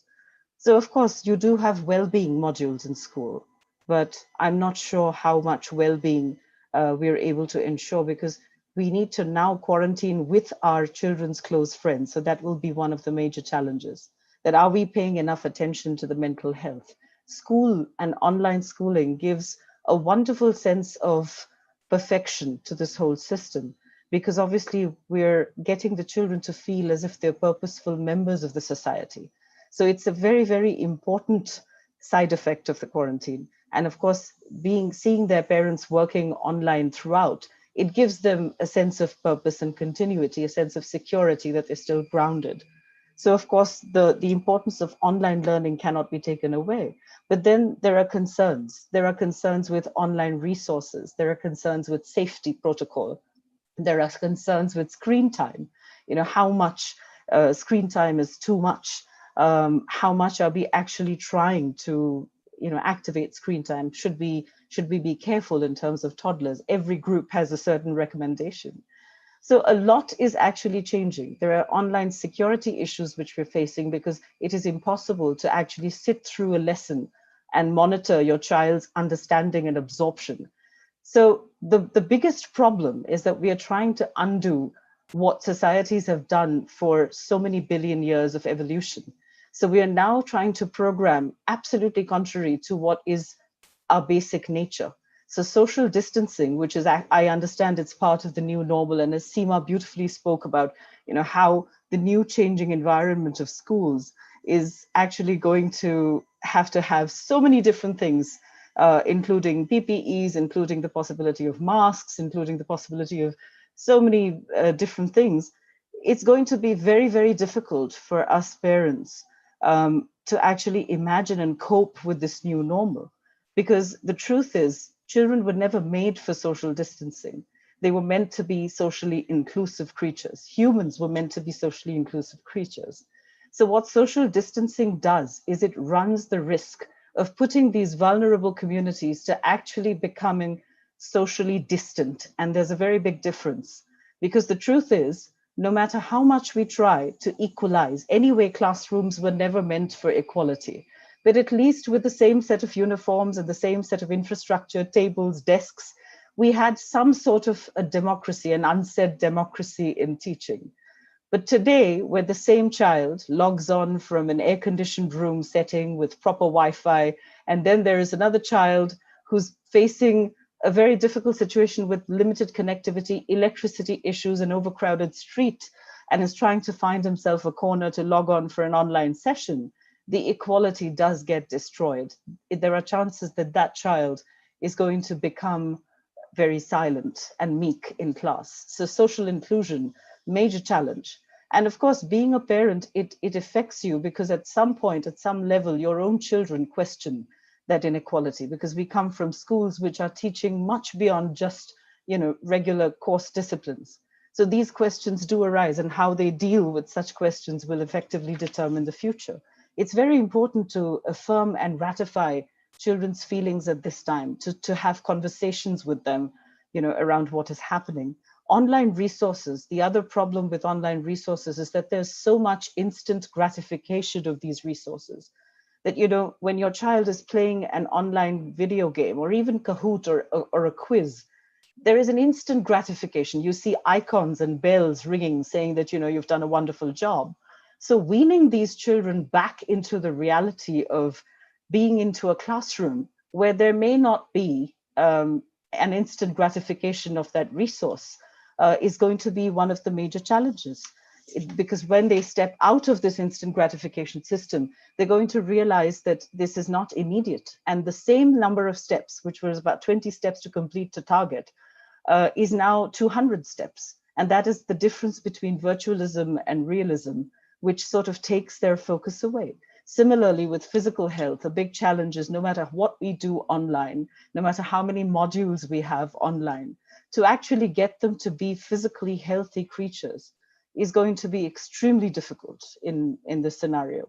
And you don't want to run the risk of having the online system replace their physical activity. So there is another whole new level of challenge that a teacher faces in this whole scenario. And that's where I feel Astrid's point or Seema's point about how parents can be constructive collaborators instead of just playing the criticism roles that we're used to playing sometimes. And not in the negative sense, because a lot of constructive criticism has helped. But here again, we need to all connect first before we correct the children. And that will be the new mantra for sort of weaning them back. Responsible use of technology is something which is connected to this, because as parents, we are terribly worried about screen time. We're terribly worried about, you know, how much is too much. But instead of worrying, we now need to educate ourselves and empower ourselves to understand how to modulate screen time, how to not discourage it, because it's going to be there in their lives for a long time. So what we would rather do is teach them responsible use of screen time. One of the major challenges that I see around has been that I go onto these groups in social media. There is actually a group on Facebook saying, "My child will not be the guinea pig." And you wouldn't believe it. There are 40,000 parents who've subscribed to this. It's, I think it represents Denmark's population, which is very low in comparison to India. And yet there are 40,000 parents who are worried about this new normal and children going back into school. So while I completely take Seema's point on PPEs and, you know, bringing in consent forms, which may be important from the legalized perspective, but our main challenge is going to be whether at all schools are going to have these communities back into their classrooms. Because the way it looks at the moment, it's going to be the middle class and the upper middle class who signs out of school education if it is not remotely done, at least until a vaccine is found.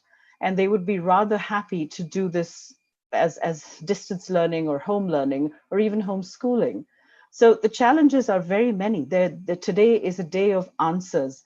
Parents are going to have increased expectations from the school. They would want to know from the school that, you know, how are you coping? What are the measures that you're taking for sanitization of your workspaces, for dealing with this pandemic? Because one thing that coronavirus has proved is that the schools or the government, nobody has what it takes to actually get through a pandemic without looking back, without faltering.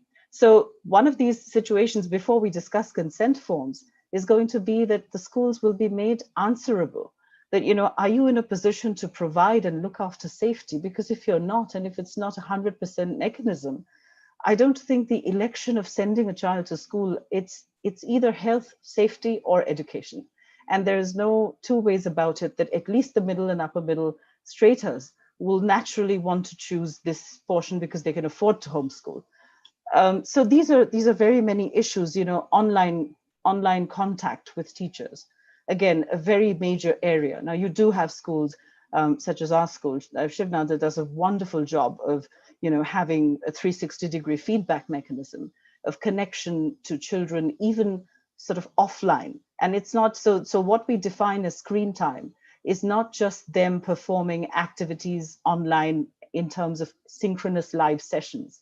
Online is actually what meaningful resources are you employing with them, even when they're not on a video call with the teachers? How can they be monitored remotely by their teachers, at the same time be safe, at the same time not have their parents, you know, not have the job of learning outsourced to the parents completely? So connections between teachers and parents, between teachers and their students is going to be remote. It has to be remotely organized, and it has to be much more frequent. Unfortunately, these are all how the new normal is going to look like. These are some pictures which we had collated. If you see the bottom slide on Netherlands, now they've built ice cubicles, what they call ice cubicles. They're actually glass shelters between each cubicle. So if you could see the slide, you would have a fair idea of the amount of infrastructural investment that is going in to prevent this, you know, coming back to school, and still it's not enough. It has not succeeded in assuaging the fear of parents, you know. And the question arises that, are we in India in a position to do that when we're still struggling and grappling with, you know, payment of fees, various other questions that the schools are confronted with? So yes, parents' role can actually play a wonderful role in the new normal. Just before I conclude my comments, I just wanted to quickly share this with you. The American Pediatric Association has a wonderful sort of description on what is screen time, because a lot of us seem to think that screen time is only about how much time my child is spending in front of the screen. But this is the point where I say that parents need to understand and educate themselves as well. It's part of the learning tree. That the American Association of Pediatrics says that screen time is not what your child is spending in front of the screen. It's actually the amount of active time that the child is spending while doing games or while doing interactive software applications. And so therefore a video call or a Skype call doesn't even count medically towards screen time, is what the data says. Now, regardless of the accuracy of that, the point is how much is too much. So let's revise our estimation of calculating whether screen time is actually doing harm or not. We have to agree on limits with our children as parents, and we have to walk the talk, which is what the last one says, that if we do not role model the same lessons that we build for our children and that we expect our children to follow, there are chances that they would never take us seriously. Last but not the least, what could we do as parents to actually have our constructive communication systems on? So I think it's all about, the slide does discuss what we can do in parenting, communicating, volunteering, but the most important, and I'll only mention one, which is the last one, maybe the last two. The last two speak of decision making. Now, I think this is a time when the schools have to learn how to involve parents in decision making, maximum involvement. And this is not going to happen. We have had PTMs, we've had, coffee table mornings and so many other mechanisms, but to make the parent a stakeholder, decision making has to be equalized, which is going to be a challenge, because how much is too much is a question applicable to this as well. And finally, collaborating with the school community. I know that we as parents have always had issues, but today is a time where even CBSE or IB or any of these courses would not straight fit the jacket, because we are moving towards blended education, blended learning models. So this is a time when parents have to be able to know how best to positively, constructively contribute towards a learning mechanism that would be good for their children, for the school, and for everyone. So last but not the least, this is a time when a bend in the road is not the end of the road, unless we forget to make the turn at the right time. So I'm hoping this was useful. Thank you very much for having me on board. Thank you so much, Rohini. That was wonderful to get your perspective. And I love what you ended with, that, you may find the bend or maybe even the fork, but to take the right decision, to take the right fork is where it will make all the difference. So the parents and the school both have their responsibilities, and hopefully the trajectory meets and the two can work out a solution. I don't know whether the word solution is the right term to use at the moment, but at least we can carve a path forward, which will be enabling for our youngsters, because for them to navigate this is going to be very difficult, from the instant gratification to going back to socially mixing with people. It is going to be a challenge. We will have a lot of issues on the mental health state of our children, our teachers, and it is something that we need to prepare for. And I'm glad that Seema and Astrid were able to address some of these issues. Thank you so much, Rohini, for your inputs. Thank you so much. We have a lot of questions that have come in from the audience, and we may not be able to take all and cover all of them, but we'll see how many we can put up to our panelists. One of the interesting questions that has come up, which Astrid and Seema could possibly address: how do we encourage group discussions, peer learning through online learning? Seema, would you be able to answer this? Let me try. For you, it will follow. How will this work with the younger kids? Okay. Should I answer, ma'am? Yes. Okay, so Gauri ma'am, what we've been doing with our children is, in fact, you would have seen a whole lot of people, making, musical videos wherein one child plays the piano, the other child dances, and the third child is singing. So we have done these kind of videos with children. Now today is Earth Day. So if I could share with you, had I known that this kind of a question will be asked, I would have actually brought those videos with me. They are so beautiful. that there are these children who are, these young little children of, senior KG and kindergarten and grade 1. So they're playing piano, one child, and the other one is dancing and the third one is singing. And the video is being taken by the parents and it's being edited by our school teachers. So that's happening. Yeah, Plus, yes, ma'am. Seema, but when I think the person who posed the question wants to know that apart from these activities, if you Yes. want to have meaningful discussions on a curriculum content, how will you organize that through the online mechanism? Ma'am, there are chats actually. If you're talking about very little kids, of course, No, that I'm is not talking possible. about the Senior high school kids. Ma'am, we are doing it every day. In fact, what happens is we've got WhatsApp groups. Teachers, each subject teacher has her own subject group children, and they continuously they are exchanging notes and they're talking to each other. They are sharing their resources with each other. And ma'am, we have it's a beautiful relationship we share with our children. So the teachers are asked as to what they would like. Teachers ask their children, and then the librarian, who's not the librarian, who's actually a resource person, so she hands out books to the children. So e-books are given to children. There's this sifting of all the information. Links are shared with children, and children then come back. And the best part is that there are children who understand that the teachers are not being able to do certain things. They have the links with them, but they're not being able to do it. So children say, "Ma'am, wait, I'm going to help you. You press this button and click that button on the right hand side, and then you'll get to that link." So that is how collaboration is happening, and I think children are loving it. Thank you, Seema. That's great. Astrid, could you let us know how you're engaging your little ones in such activities?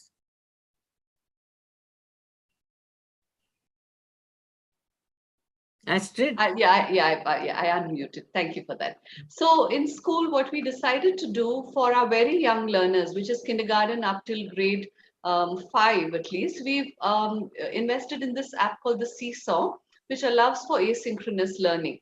However, having said that, we also plan a session once or twice a week with parent engagement and get them trained. So there have been questions for us that, I'm working, what do I do? So we've even agreed to train grandparents or caregivers at home so that they are part of this collaboration as well.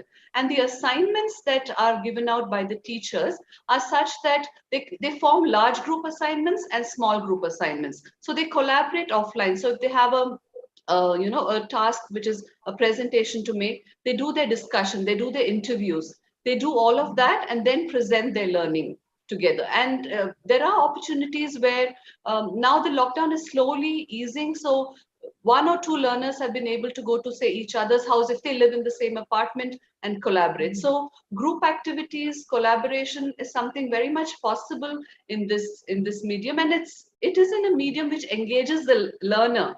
So they are very excited to, work on this medium. Thank you so much, Astrid. Another question that has come up is that, do you see change in the priorities for school children in terms of skills and values post-COVID? If so, what do you think the skills and values that will take precedence? Rohini, from a parent's perspective, would you like to comment on this? Of course, there is just so many things to say to that. So I'm going to try and restrict myself to the top value. I think the top value is to cope and to duck when it's necessary and to move, and the fact that learning never stops. I think Astrid had mentioned that in her presentation. The fact that life is a grind is what sharpens many a man's wits. And so the children have to be taught to be resilient. Not just, I think our age-old values of classroom respect and essential agreements are going to change. The first things first, we're going to have to teach them to tide through this adversity eloquently. So in terms of values, in terms of culture, yes, I think also we need to stress on how to make them elect responsible behavior, because on screen, online, there is never going to be a time when they're not going to be, when they're going to be monitored. And we have to go away from bulldozing and monitoring. So they have to be taught the effectiveness of electing their responsibility while online and being safe from the various online dangers. I think Seema had mentioned that one of the good things is good touch, bad touch is now away from the parents. But now there's a whole new form of good touch, bad touch, which is all online. So I think definitely a great value shift for sure. Thank you, Rohini. And Astrid and Seema, now that Rohini has mentioned this thing about elected responsibility, how do you think you can build that into your school curriculum and system to enable children to be responsible and to make responsible choices?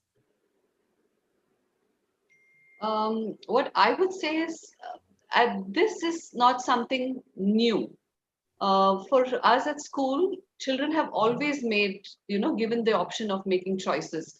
They have always been given the possibility that if they don't like to do something, they can very clearly say no. So being responsible is actually one of the skills and the values that are inculcated right from the very beginning.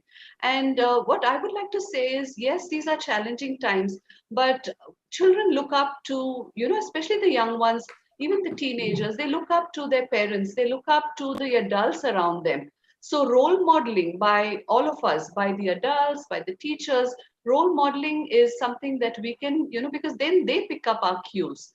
And for some reason, if we are not able to, because, we are human after all, and if any point of time the anxiety or the stress gets to us, then having a chat with them to say, hey, listen, I'm not feeling so good about it. I'm unsure about it. But can we have a conversation?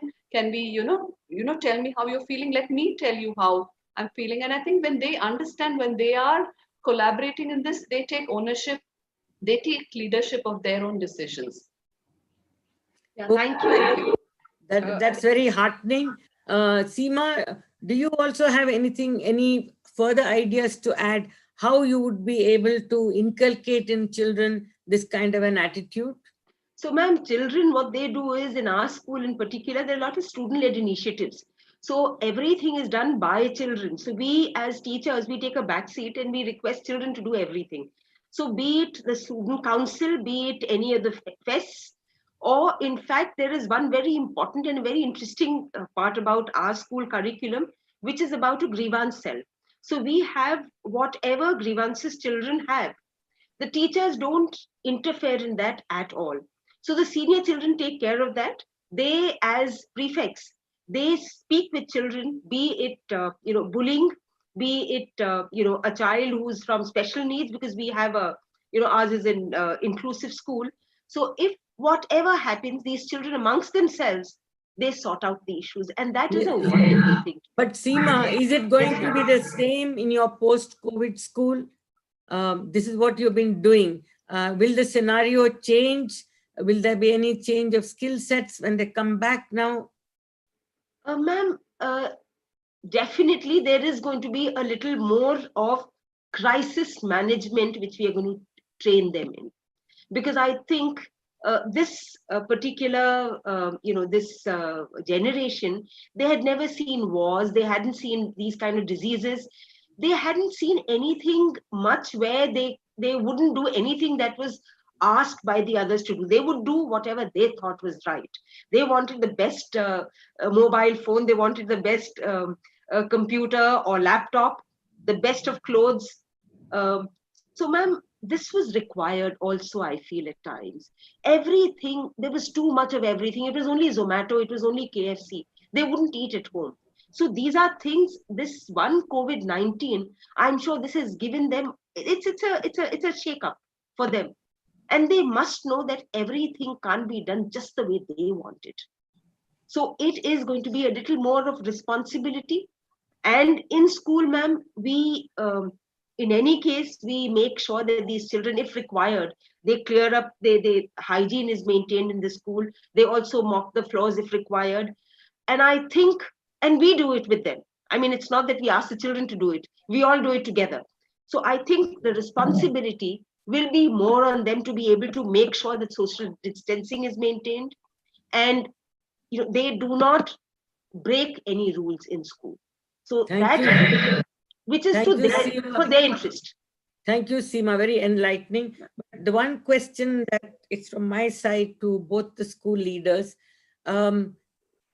your schools have children from fairly affluent backgrounds. Now, coming back after COVID-19, what are you going to do to sensitize them to the needs of all those children who don't have devices, who don't have proper homes, for whom schooling has been a challenge? So what are you going to do with your kids to sensitize them so that we can reach out and, at least make an effort to reduce this inequity, something that Rohini had also pointed out? Ma'am, we've already, can I reply? Can I answer, ma'am? So, ma'am, we've already done that. In fact, there are quite a few children we have, thankfully, we have IBDP and IGCSE and ISC and ICSE. So we have all these different curricula in our school. So children have made a large group. They've already raised funds and they are going to various places. They're going to migrant workers as well. So we've been involved in that. So that's one thing, ma'am, we're doing. Secondly, will you make this a part of your whole school ecosystem, or is this just going to be a few isolated activities? Ma'am, this is actually happening for the last many years. Our school is in the 20th year, and this work continues to happen. We have a creativity activity and service tasks program that we have. In that, ma'am, the children are involved with such activities all through. Ma'am, apart from that, let us hear from Astrid now what her thoughts are. So what we did in school was we had this campaign called Each One Teach One. And the responsibility of each of the learning was, at a micro level. So if you had in your home situation, if you had somebody who was helping you, if you had somebody who was taking care of your garden, if you had somebody who was bringing in your milk, how can you support at that level? How can you share your knowledge? How can you be a part of, whatever you have acquired, can you share it with them? So it was more at the micro level where each family took responsibility to share their learning with the ecosystem around them. So that was very effective because, we were able to reach out to a wide variety of, the community. And if you lived in an area where you had a neighborhood which was accessible, going out there and sharing a lesson plan. In fact, that's something that our teachers do also. If we have a lesson plan which we can share with another school or another, something in the community that is required, that is something that we do. So sharing and, taking this forward in a very practical ways is happened. And that is how I think even in the online space, when we create something, when we share something, it's very easy to take this and share that with, the person who's part of your ecosystem. Thank you, Ashoka. In fact, my request to all the school leaders who may be listening in from well-to-do schools, I think the time has come when it is our responsibility as educationists to get the blessed children who are better off, to think of those who are denied even the basic amenities, and how is it that we go out to help them. Empathy is something that is very often lacking, and I think post-COVID, this is one lesson we have learned, and all schools should look at empathy as one of the fundamental teachings that we impart to our children. Now, there's another interesting question here, coming back to both of you. How do you foster collaboration between schools to help support each other in the online world? Okay, so I can take that. I think collaboration, what you're seeing today is a fantastic example of collaboration. And, we are part of the Cambridge School. So all of the learnings that you have, and you have teachers who are willingly taking online sessions, training subject-wise, a mathematics group having a session, a science group having a session, free sharing of resources. If you create a lesson plan, share it so that the other teachers can, make use of it. If you have an assessment for a topic that you have created, share it so that, it becomes that much less work for another teacher who has to reinvent the wheel. So if we have, I'm really thinking of a huge digital library where all these resources are stacked up, where you have grade wise, you have, and because irrespective of the curriculum that you're teaching, whether CBSE, state board, whether anything around the world, the fundamentals of science do not change, the grammar rules do not change. So and the way education is the way it's planned is it's always age related, it's not the curriculum. So age wise, if we have, I'm imagining this huge library where we all have access to, and if through technology we can get together and have this huge digital library where we can just jump in and take things from there, share it. In fact, one of the things that we have created is say digital citizenship or online safety protocol, with hacks, and how can we aware. So if we create a protocol like this, how can I share it with the community at large so that they can in turn customize it to suit the needs of their school? Definitely, I think this is far more doable in this digital platform, and we are happy to do that. I'm sure each and every school will, and the school that takes on the mantle, or the school that does this, becomes the leader, so that it helps everybody get along. So it creates opportunity for that. This is actually a wonderful idea, and if it can be, it could actually be even on a global platform. True. Astrid, I think once we are over with our panel and all, this is something that we have to follow up on. Definitely. I always felt that best practices are not shared enough, especially in the country. We are so possessive. Every school is so possessive. Yes, true. Yeah. But actually, we are all there to prepare the next generation. So there's nothing to be possessive about. And maybe COVID-19 will bring about this change in our mindset and culture. So Rohini, we have kept you quiet for so long. So would you like to say something? I'd just like to say that on that note, before I give a concluding remark on it, but I think this idea is wonderful. I think that we also need to see the government and the various administrative authorities in education need to see that this is a time when we have to make devices and technology available across all stratas of society. It may sound utopian, but to be very honest, and I'm going to share this with you at the risk of everything else, but in Shivnada, for example, the school and the parents have come together. We're trying to find a resource mechanism. Maybe it could just be a parent-led venture where we can help each of the neighborhood segment of children with dongle sets. It's as simple as that. You could give them a thumb drive and an internet connectivity pack. And even the telephone collaborators like Vodafone and Airtel, everyone can come together in this initiative and actually make education affordable online. Because in India, we're struggling with the basics like electricity, for example. So we have to respect where this is going. And then, of course, all I can say to end is that, the devil was once an angel. I'm sure that this society is not going to be as airtight. We will change. And one question that's popping up very often, parents seem to be very concerned about how the assessment procedure will be followed in the online scenario.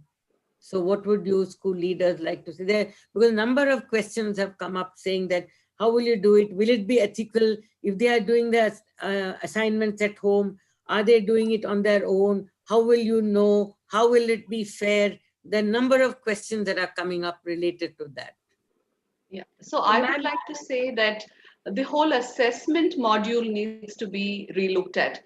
Right now in the immediate, say for the next batch of learners, there's very little that we can do in terms of if the board doesn't change its approach. But if we insist on, assessments which are online, that is for the immediate. But if we look at the younger ones, is assessment really required?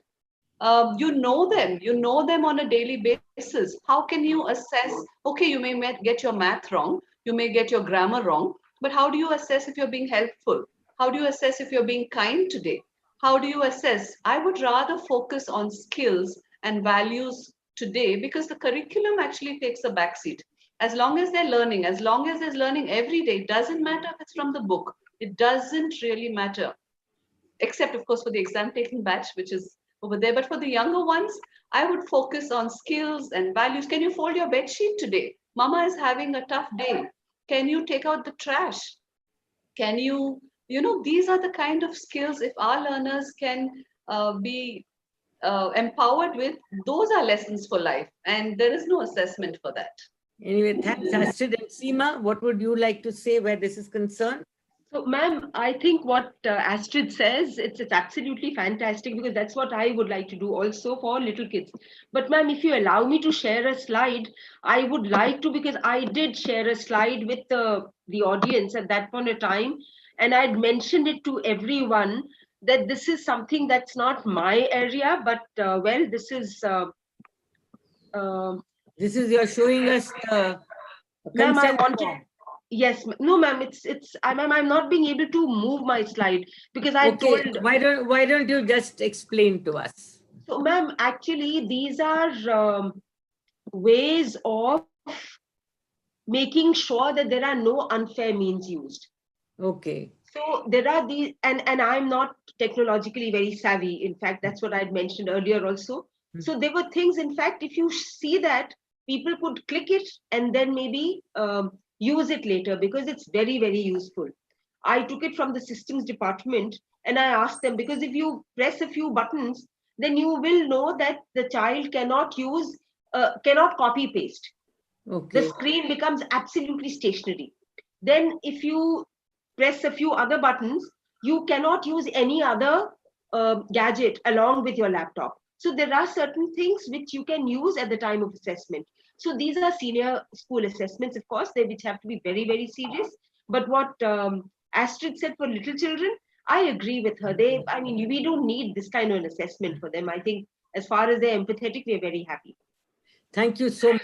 If I could just quickly comment on that particular thing, because I also think that certain innovations around the assessment, as a tool would be helpful. So, for example, if we are actually moving towards structuring these assessments to be more formative in nature, for example, if they're related to their personal experiences. Now, everybody during lockdown and remote learning is in a different place. So you know that if they're related to their personal context, there'll be lesser chances of plagiarism. But of course, we would have to use technology like turn-ins and plagiarism. Anyway, software. Thank you so much, Rohini, because I think we're running out of time now. I'd like to thank the panelists for a very interesting discussion where I think I've also learned a lot, and I'm sure our audience has. I'd like to thank our audience for listening in.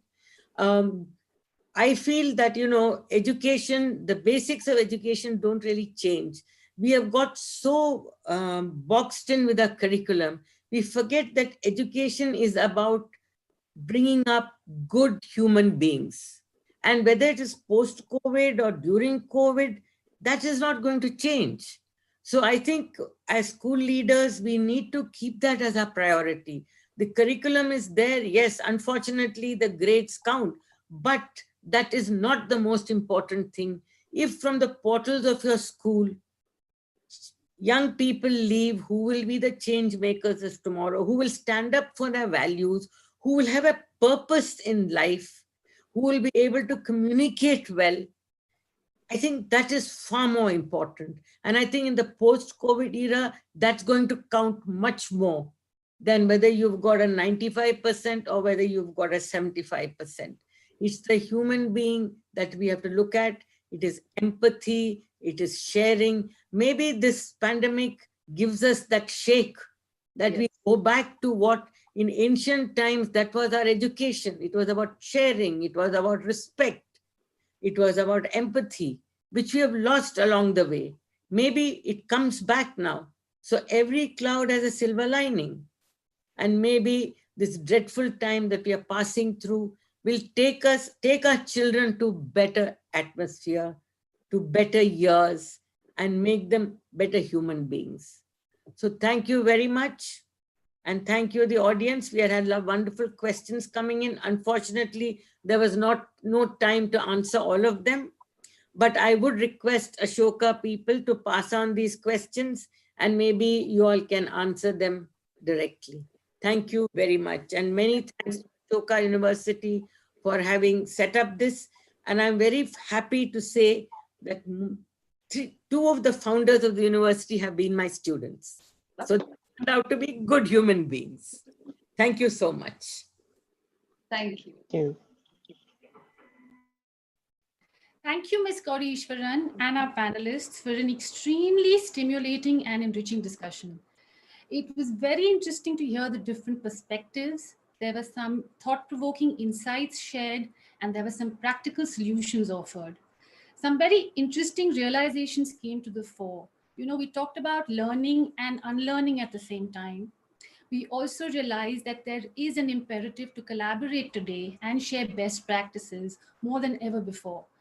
Also, the fact that, you know, all of us talked about making our children more empathetic, more responsible, and more engaging as we steer towards the future. Clearly, it calls for all of us to come together. And it's interesting because, you know, we talk about social distancing on one hand, but here we also realize that these issues need to be solved collectively as we look to build stronger, safer futures for our children. Thank you so much. This concludes day one of the conference on Future of Schools, Overcoming the COVID-19 Challenge and Beyond. We've covered a fair bit of distance today in our understanding of the issues and concerns and possible solutions in light of the pandemic. I'm not sure all questions have been answered or all concerns allayed at this point. However, the silver lining for all of us, as has been repeated by a number of our panelists and moderators too, is the fact that we're all in this together. The situation today has presented us with an opportunity to do things differently and better. It is in our interest to embrace this reality with a smile and make the most of it to create a better tomorrow. A big thank you to all our speakers and moderators for guiding us on this journey. And of course, we're extremely grateful to the audience for being so engaged, so curious, and so responsive. We'd like to thank our partners too, Harvard Business School India Research Center, Khan Academy, IC3, FICCI Arise, College Board, TIC, Exceed, and Center for their support. Tomorrow, we begin day two of the conference, and our first session at 9:30 a.m. is packed with a set of very distinguished keynote speakers and panelists who will touch upon another set of very interesting topics. The first keynote address would be delivered by a person who pioneered online education in more ways than one. The session is titled Future of Education, and the keynote speaker is Salman Khan, founder of the Khan Academy. Mr. Khan will be speaking straight from California, so clearly this is a session you wouldn't want to miss. In addition to Mr. Khan, some of the other eminent speakers tomorrow include Mr. Nandan Nilekani, Mr. Deepak Parekh, Mr. Manoj Ahuja, and Ms. Bridget T. Long. Once again, please be sure to join us at 9:30 a.m. tomorrow. Until then, thank you very much for your participation. Wish you a great evening. Stay well and take care.